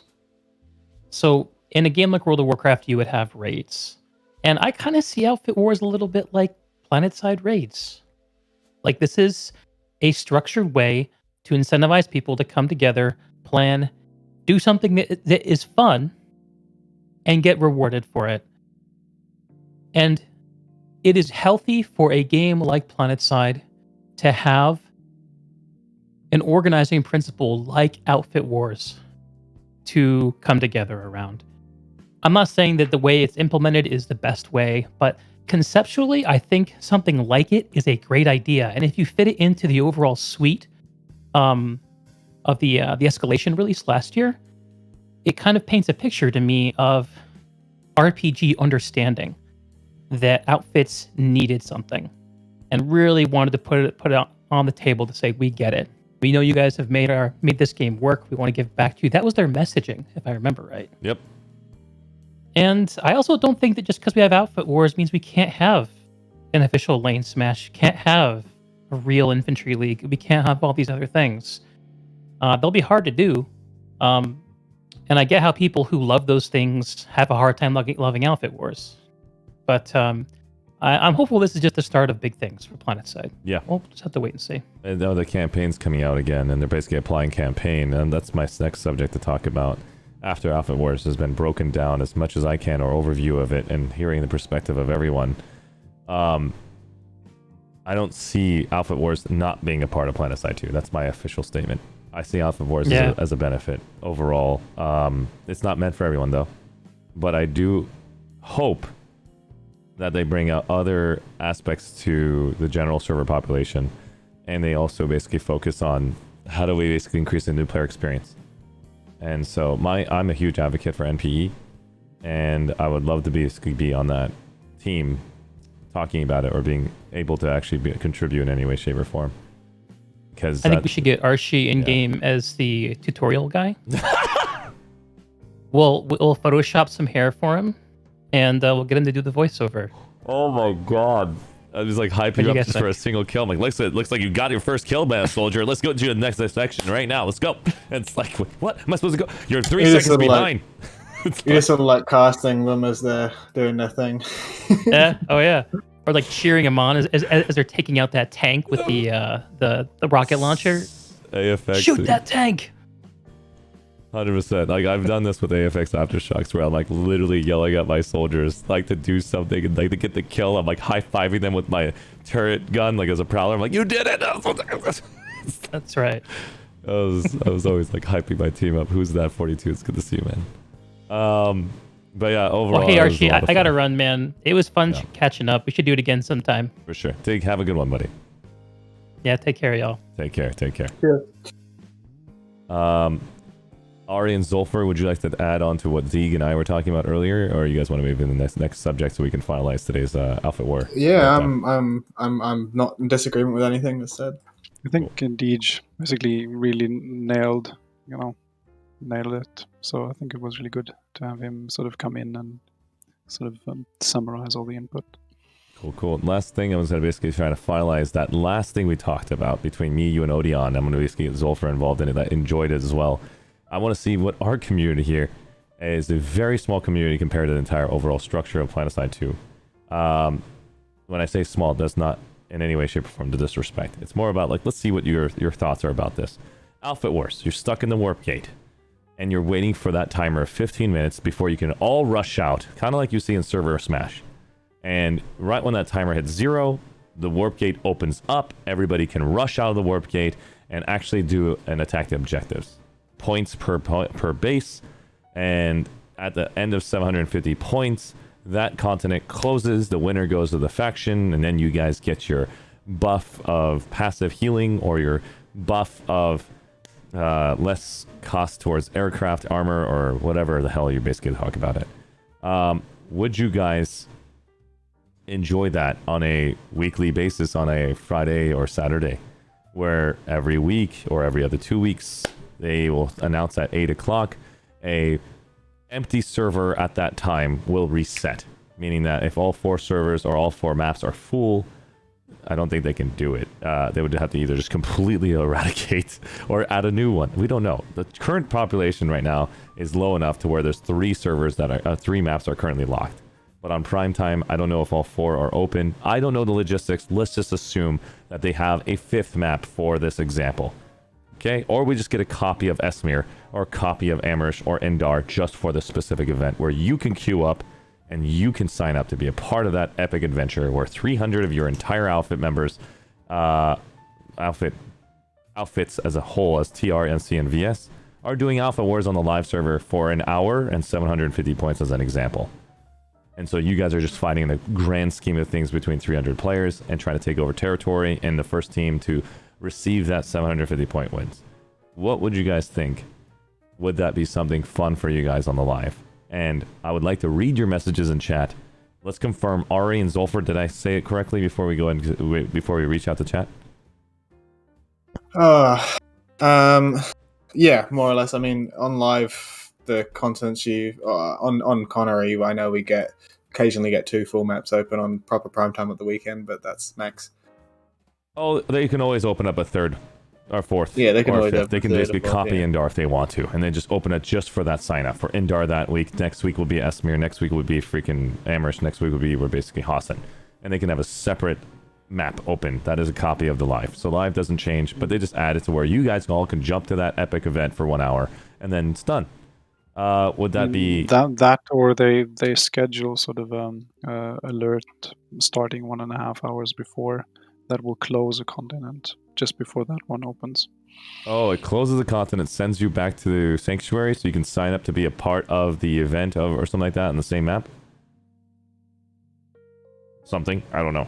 But the current ladder structure and the amount of basically points required on every single base on those ladder structures are going to be very difficult to basically manage, to be honest. And then also the fair assessment of bases. It's just like this crazy amount of work that's going to go into it. But overall, I think that would be pretty cool. Of course, ideas are always cool to talk about. Now, as far as how it's implemented, it's on them. It sounds like Ari and Zulfer are down. Chat, what do you guys think about that? Give us a copy of Desolation on live server. I'd be down for that. How would that work? That wouldn't work. You would have to basically have Exactly. sign-ups. Yeah, it wouldn't work. You would have to have a sign-up system to where outfits would have to basically have 48 people clicked onto the outfit, and the outfit leader signs up on the exhibition match. And that means you lock in your 48 for that time frame. And so it's first come, first serve for signing up. And so when your outfit signs up, the other one signs up, and they can fight at that time zone, and they're done. And so that's the only way that can make sense. Give me a copy for Jaeger, to be honest. Yeah, that can be another one too. Yeah. I think the Outfit Wars example, it can make it work with existing tools. I think you're right about that, Shrimp. That could work as well. Integrate PSP bookings. And the outfits can't get 48. Your team is screwed. This won't work. No, Path. Right now, the current design that they're going to go for the next season is that Outfit Wars is going to allow you to sign up only if you have 48 members in a single outfit. So you have to have 48 in your team. You all basically click the sign up button to where it basically is just 48 out of 48. And now it's unlocked to where you can activate to sign up to Outfit Wars. That's going to be the next iteration. And so it's going to force outfits to have 48 clicked active accounts. As far as what an active account is, I don't really know. I don't really want to go down to those semantics where you guys can make a bunch of alt accounts and then sign up 48 on your own, and then you show up with one person actively. That's something that's going to probably happen, but how do you fix that? I don't know. Not ideal, but it would work. Yeah. How does that solve the stack fitting problems or double teaming? Yeah, so the worst case, the stack fitting problem and double teaming needs to be written in the rules. If there are more rules written out from the developers as far as what this game mode allows, then you know what you're signing up for. That stack fitting is okay. You can all basically jump into different outfits as much as you want, as long as you don't play on that server in that outfit. Like, so let's imagine right now I am ArsheeTV for playing for Hammered, and then ArsheeTV makes a second account called ArsheeTV2, and I decide to play for the 666 Devil Dogs. And on the same server of Connery, where I'm already playing for one team, and then I just go play for a second team on the same server. That is considered right now illegal. And if you get caught, then you are basically subject to a penalty. As far as what that penalty is, I don't really know. But that is what I currently know. That is the system. Playing for one outfit on one Outfit Wars, all you can do at the moment. But you can play on every single server with one person. One person can play on all 5 servers. That is what's currently legal. Who decides on that? Of course, the developers decides on that. The RPG staff decides on it. It's their story. It's their book. They are designing a game called Planetside 2. They decide to make that choice and that rule. Now, when that rule is designed, it doesn't mean that is the problem. So the stack fitting problem is only a problem if the rule is not described in it. If it's Outfit Wars, it should be actual outfits. Exactly. So worst case, Outfit Wars in other game modes that we've seen in other servers and like EVE and all these other communities, after it's been implemented by the developers and they left it alone, they have created meme outfit names to just show up to Outfit Wars for that specific Guild Wars or whatever you want to call it, specific mode, and then have fun, and they left. And they do that over and over and over again, and that's the current culture in that game. And so with Outfit Wars, this is probably going to be the new culture, where you make a new outfit, and you don't leave with your main character, you make a sub-character just to play in Outfit Wars, and then you're done. And that's Might as well just have it on Jaeger at that point. That's what's going to probably happen if it doesn't come down to the specific rules of what you want stack fits to be, or what you want your outfits to do.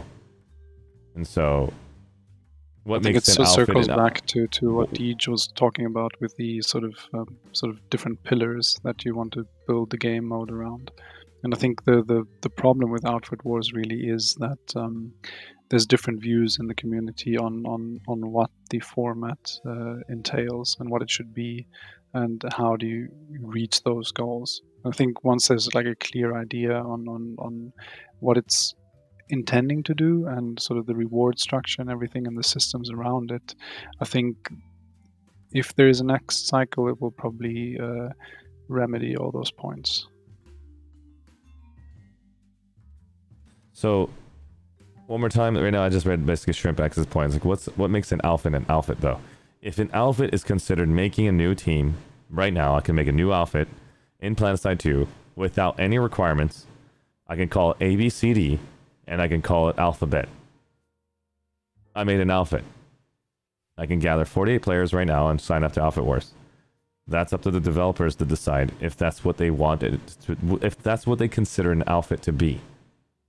And so if that's the case, then we as the community can choose to not respect it and not play in it, because that is considered in the community's opinion, where you have outfits of 8 years old that you like to see a rich history of outfits playing against each other in this game mode, where you want to see the ultimate outfits who play on live server to fight each other out and actually have smack talking rights. But stack fitting exists because there's no alliances that helps Ari's team of 12 members, or other outfits such as the Brazilian army, who don't have more than 12 people speaking, Portuguese. They can't have their teams, or the Japanese community, the new conglomerate of Japan community, they can't house more than 24 players because there's not more than 24 Japanese speaking players. So they're stuck without playing this game mode, but they love Planetside 2 so much that they're willing to bend whatever they have to in their own outfit to collaborate with other outfits because they want to play in this game mode. So I'm not going to deny them that right as a player who didn't write the code of this game. They did it, they showed up, they had fun.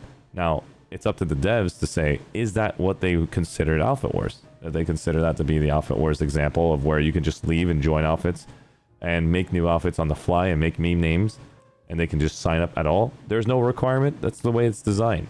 And the same thing happens with bugs. When bugs are there for 8 years, it's a feature. At that point, you just deal with it. But nope, doesn't mean everybody's going to enjoy it.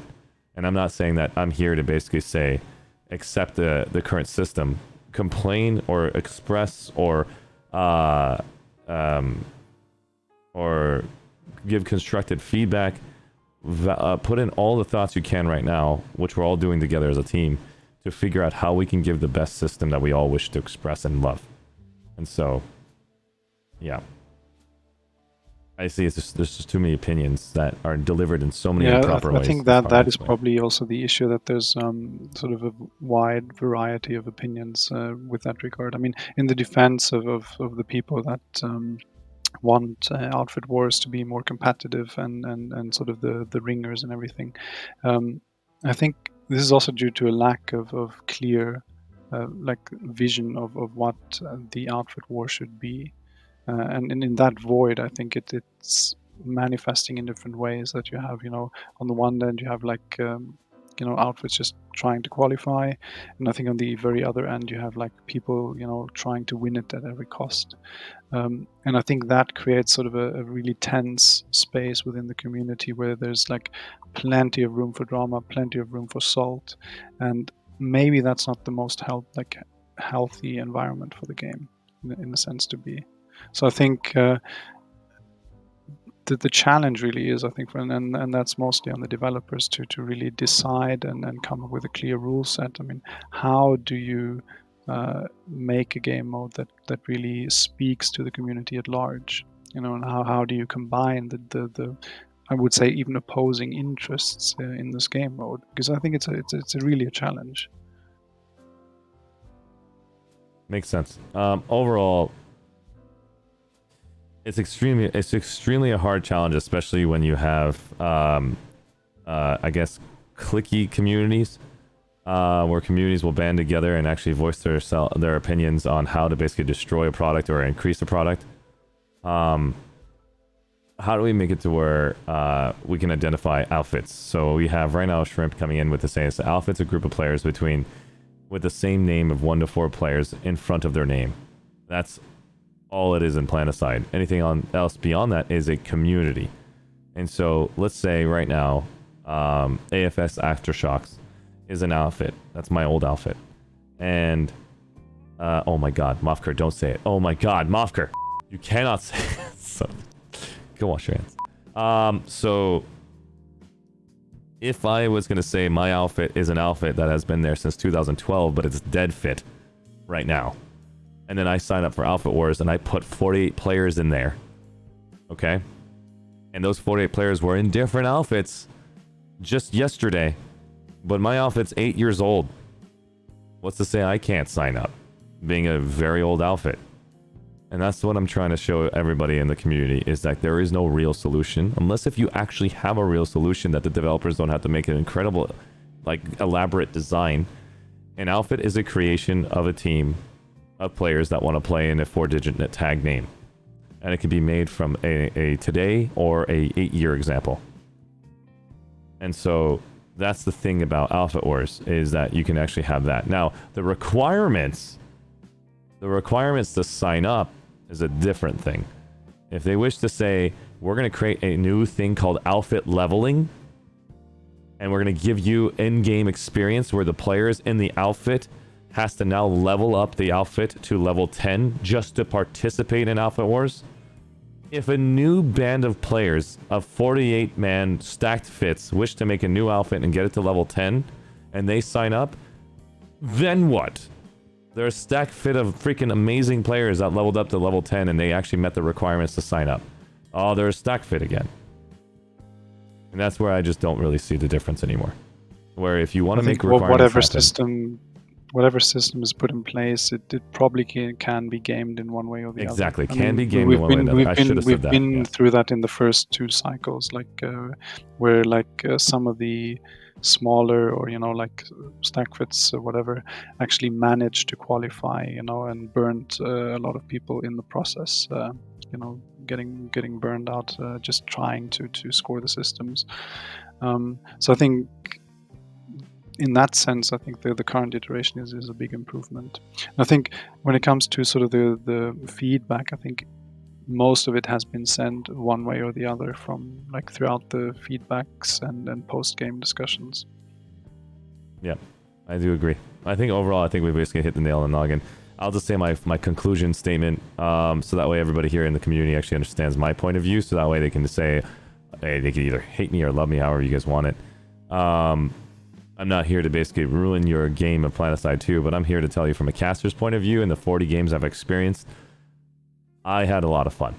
I had a lot of fun bonding with the community. I had a lot of fun casting the games. I would say the Observer Cam has been upgraded from the original state, and thank you so much to the Rogue Planet team, and Rel included, who actually took the feedback when I originally asked for the ability to see names. They've upgraded it from the original state that had 0 people on it. And if you want to know what I'm talking about, here is an old school video. MLG Planetside 2. I want to show you guys. I want to show you guys an example of what I'm talking about, so that way you guys are here. Here it is. Again, this is the last video I want to show you guys with us together as a community. This is MLG Anaheim Planetside 2 Special Episodes 1 of 2.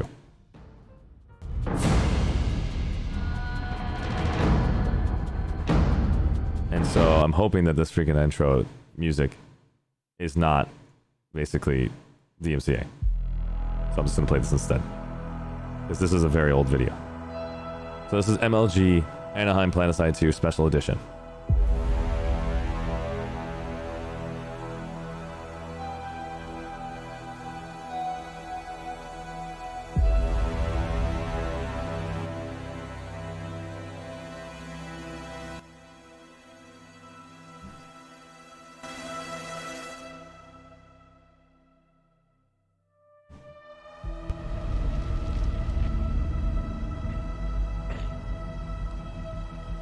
What's going on, everyone? Welcome to a very special edition of the War Report, live from MLG Anaheim. I'm so excited to be here. And of course, joining with me as always is the man Jax. How you doing, man? Good, man. How are you? I'm feeling great. I'm pumped to get this one going. So we've got 2 commentators from MLG representing Planetside 2 in this old school event that happened back in 2012. Higby was talking about this game being a very heavy competitive mindset that we're going to try to go into MLG. All we're probably part of it.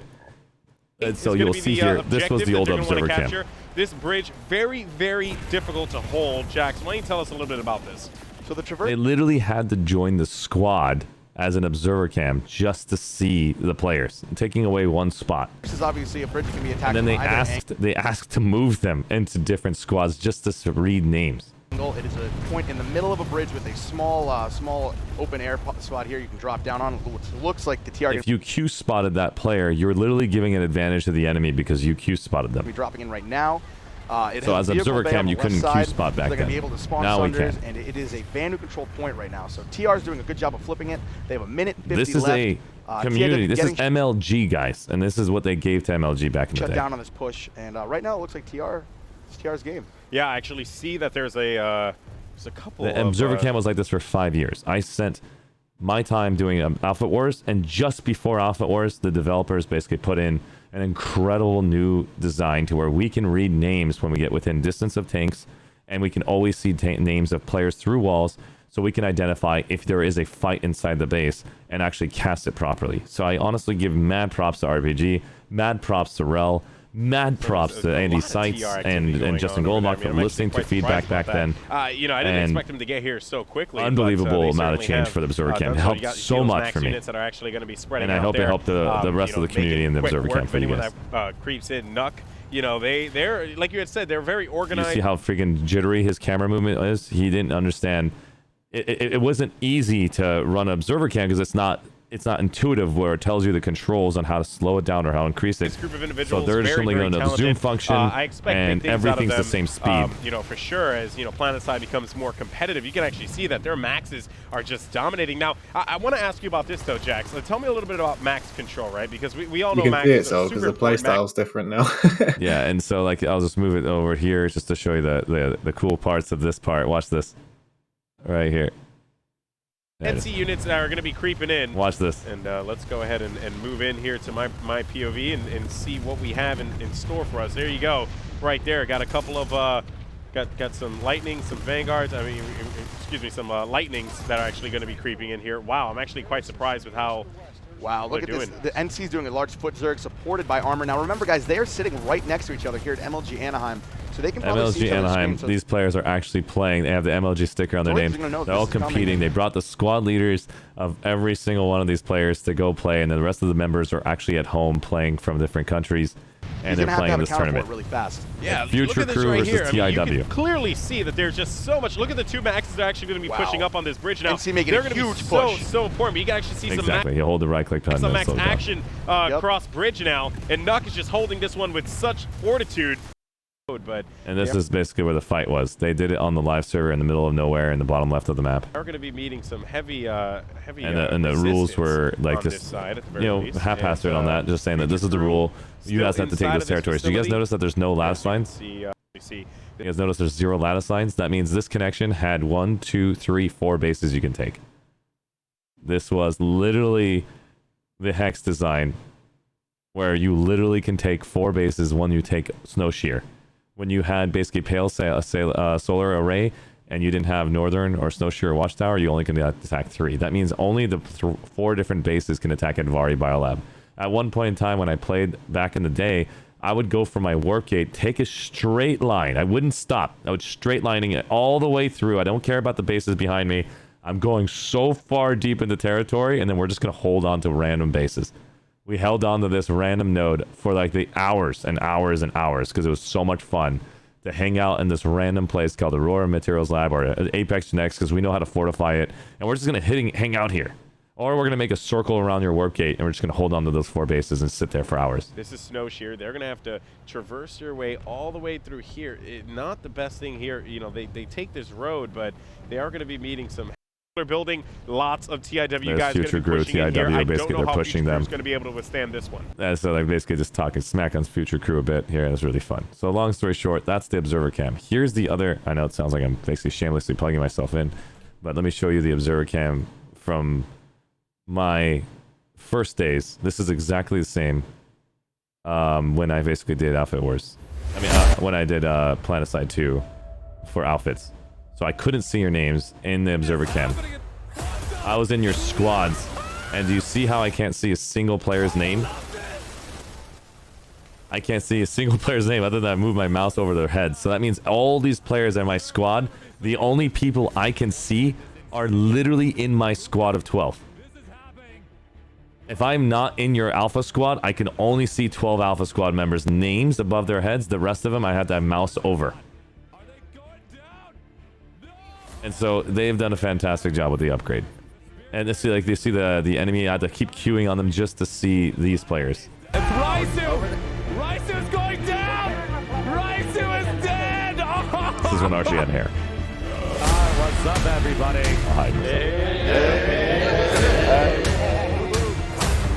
I see you guys all in the squad. You guys look fantastic. Look at all these names fluttering around Slider. Everybody go give him a hug before we begin. Where did he go?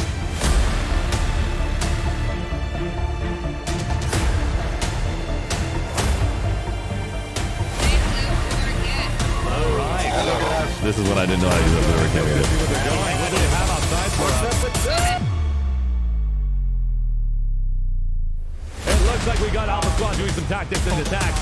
They completely ninja past me. This is the angle that they're shooting from. They're down here. But how are they going to survive? If we get shot one more time. Boom! Shakalaka! That's what I'm talking. That was basically it.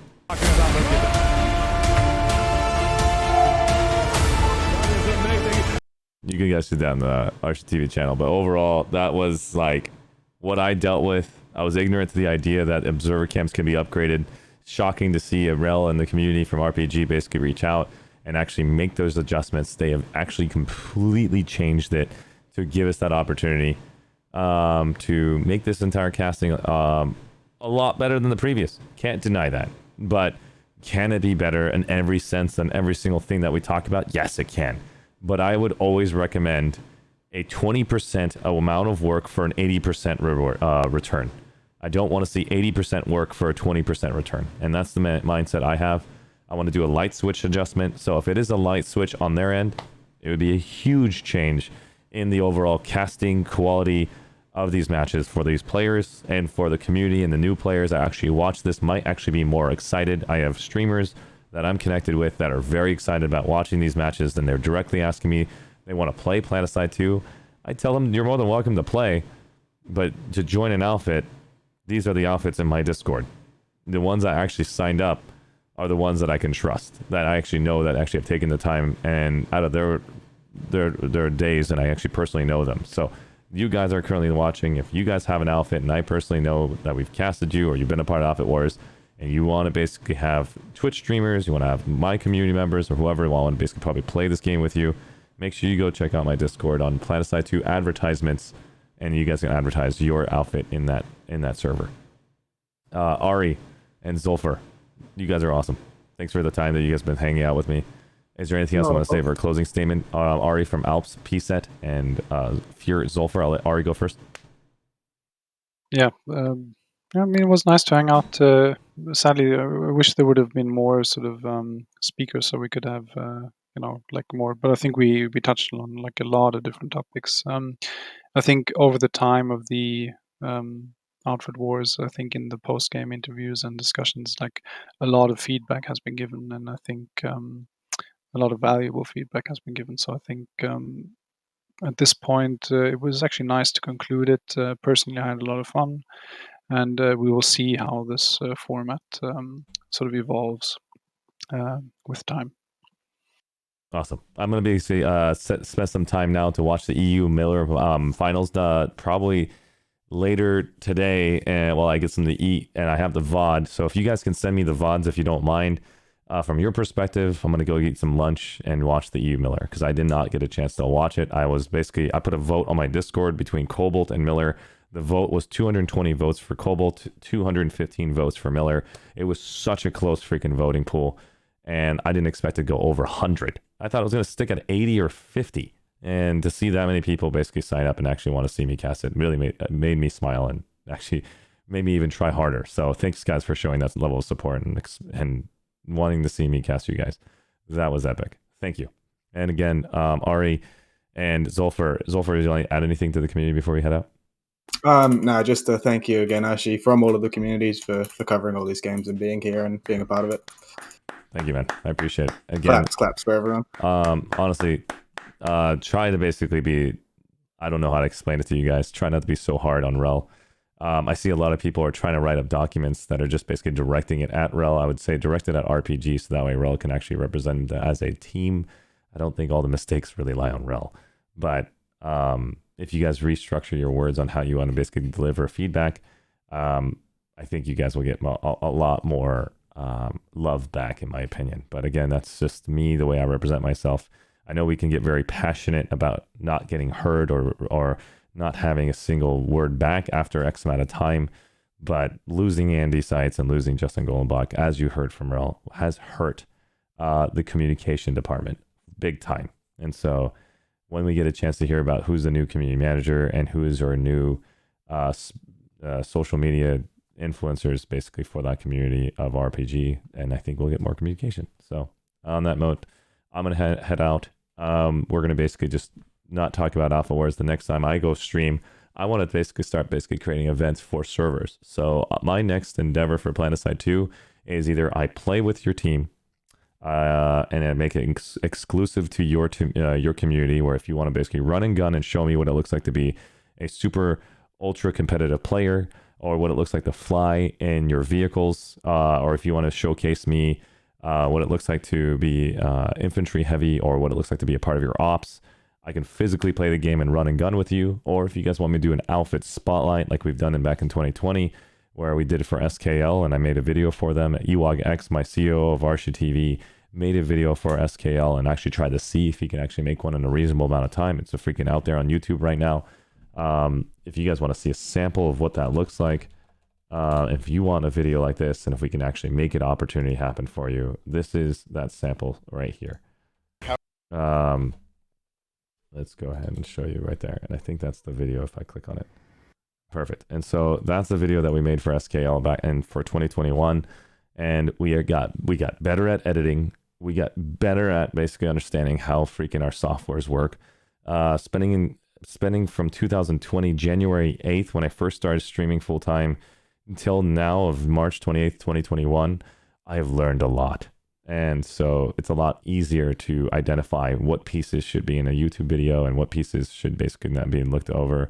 So all of us are still fresh off the boat in Twitch. And so thanks guys for being a part of this epic road towards, I guess, Outfit Wars and Planetside 2 in general. I'll see you guys again soon. Make sure you guys sign up on ArsheeTV's Discord, or else you're going to miss out on some opportunities. Have a great night, Pef Daddy. Have a good night, basically. Ari, Zulfer, Shrimp X, Breg, Worst Case, Antity, Wilhelm, and everybody else. Take care. See you later, guys.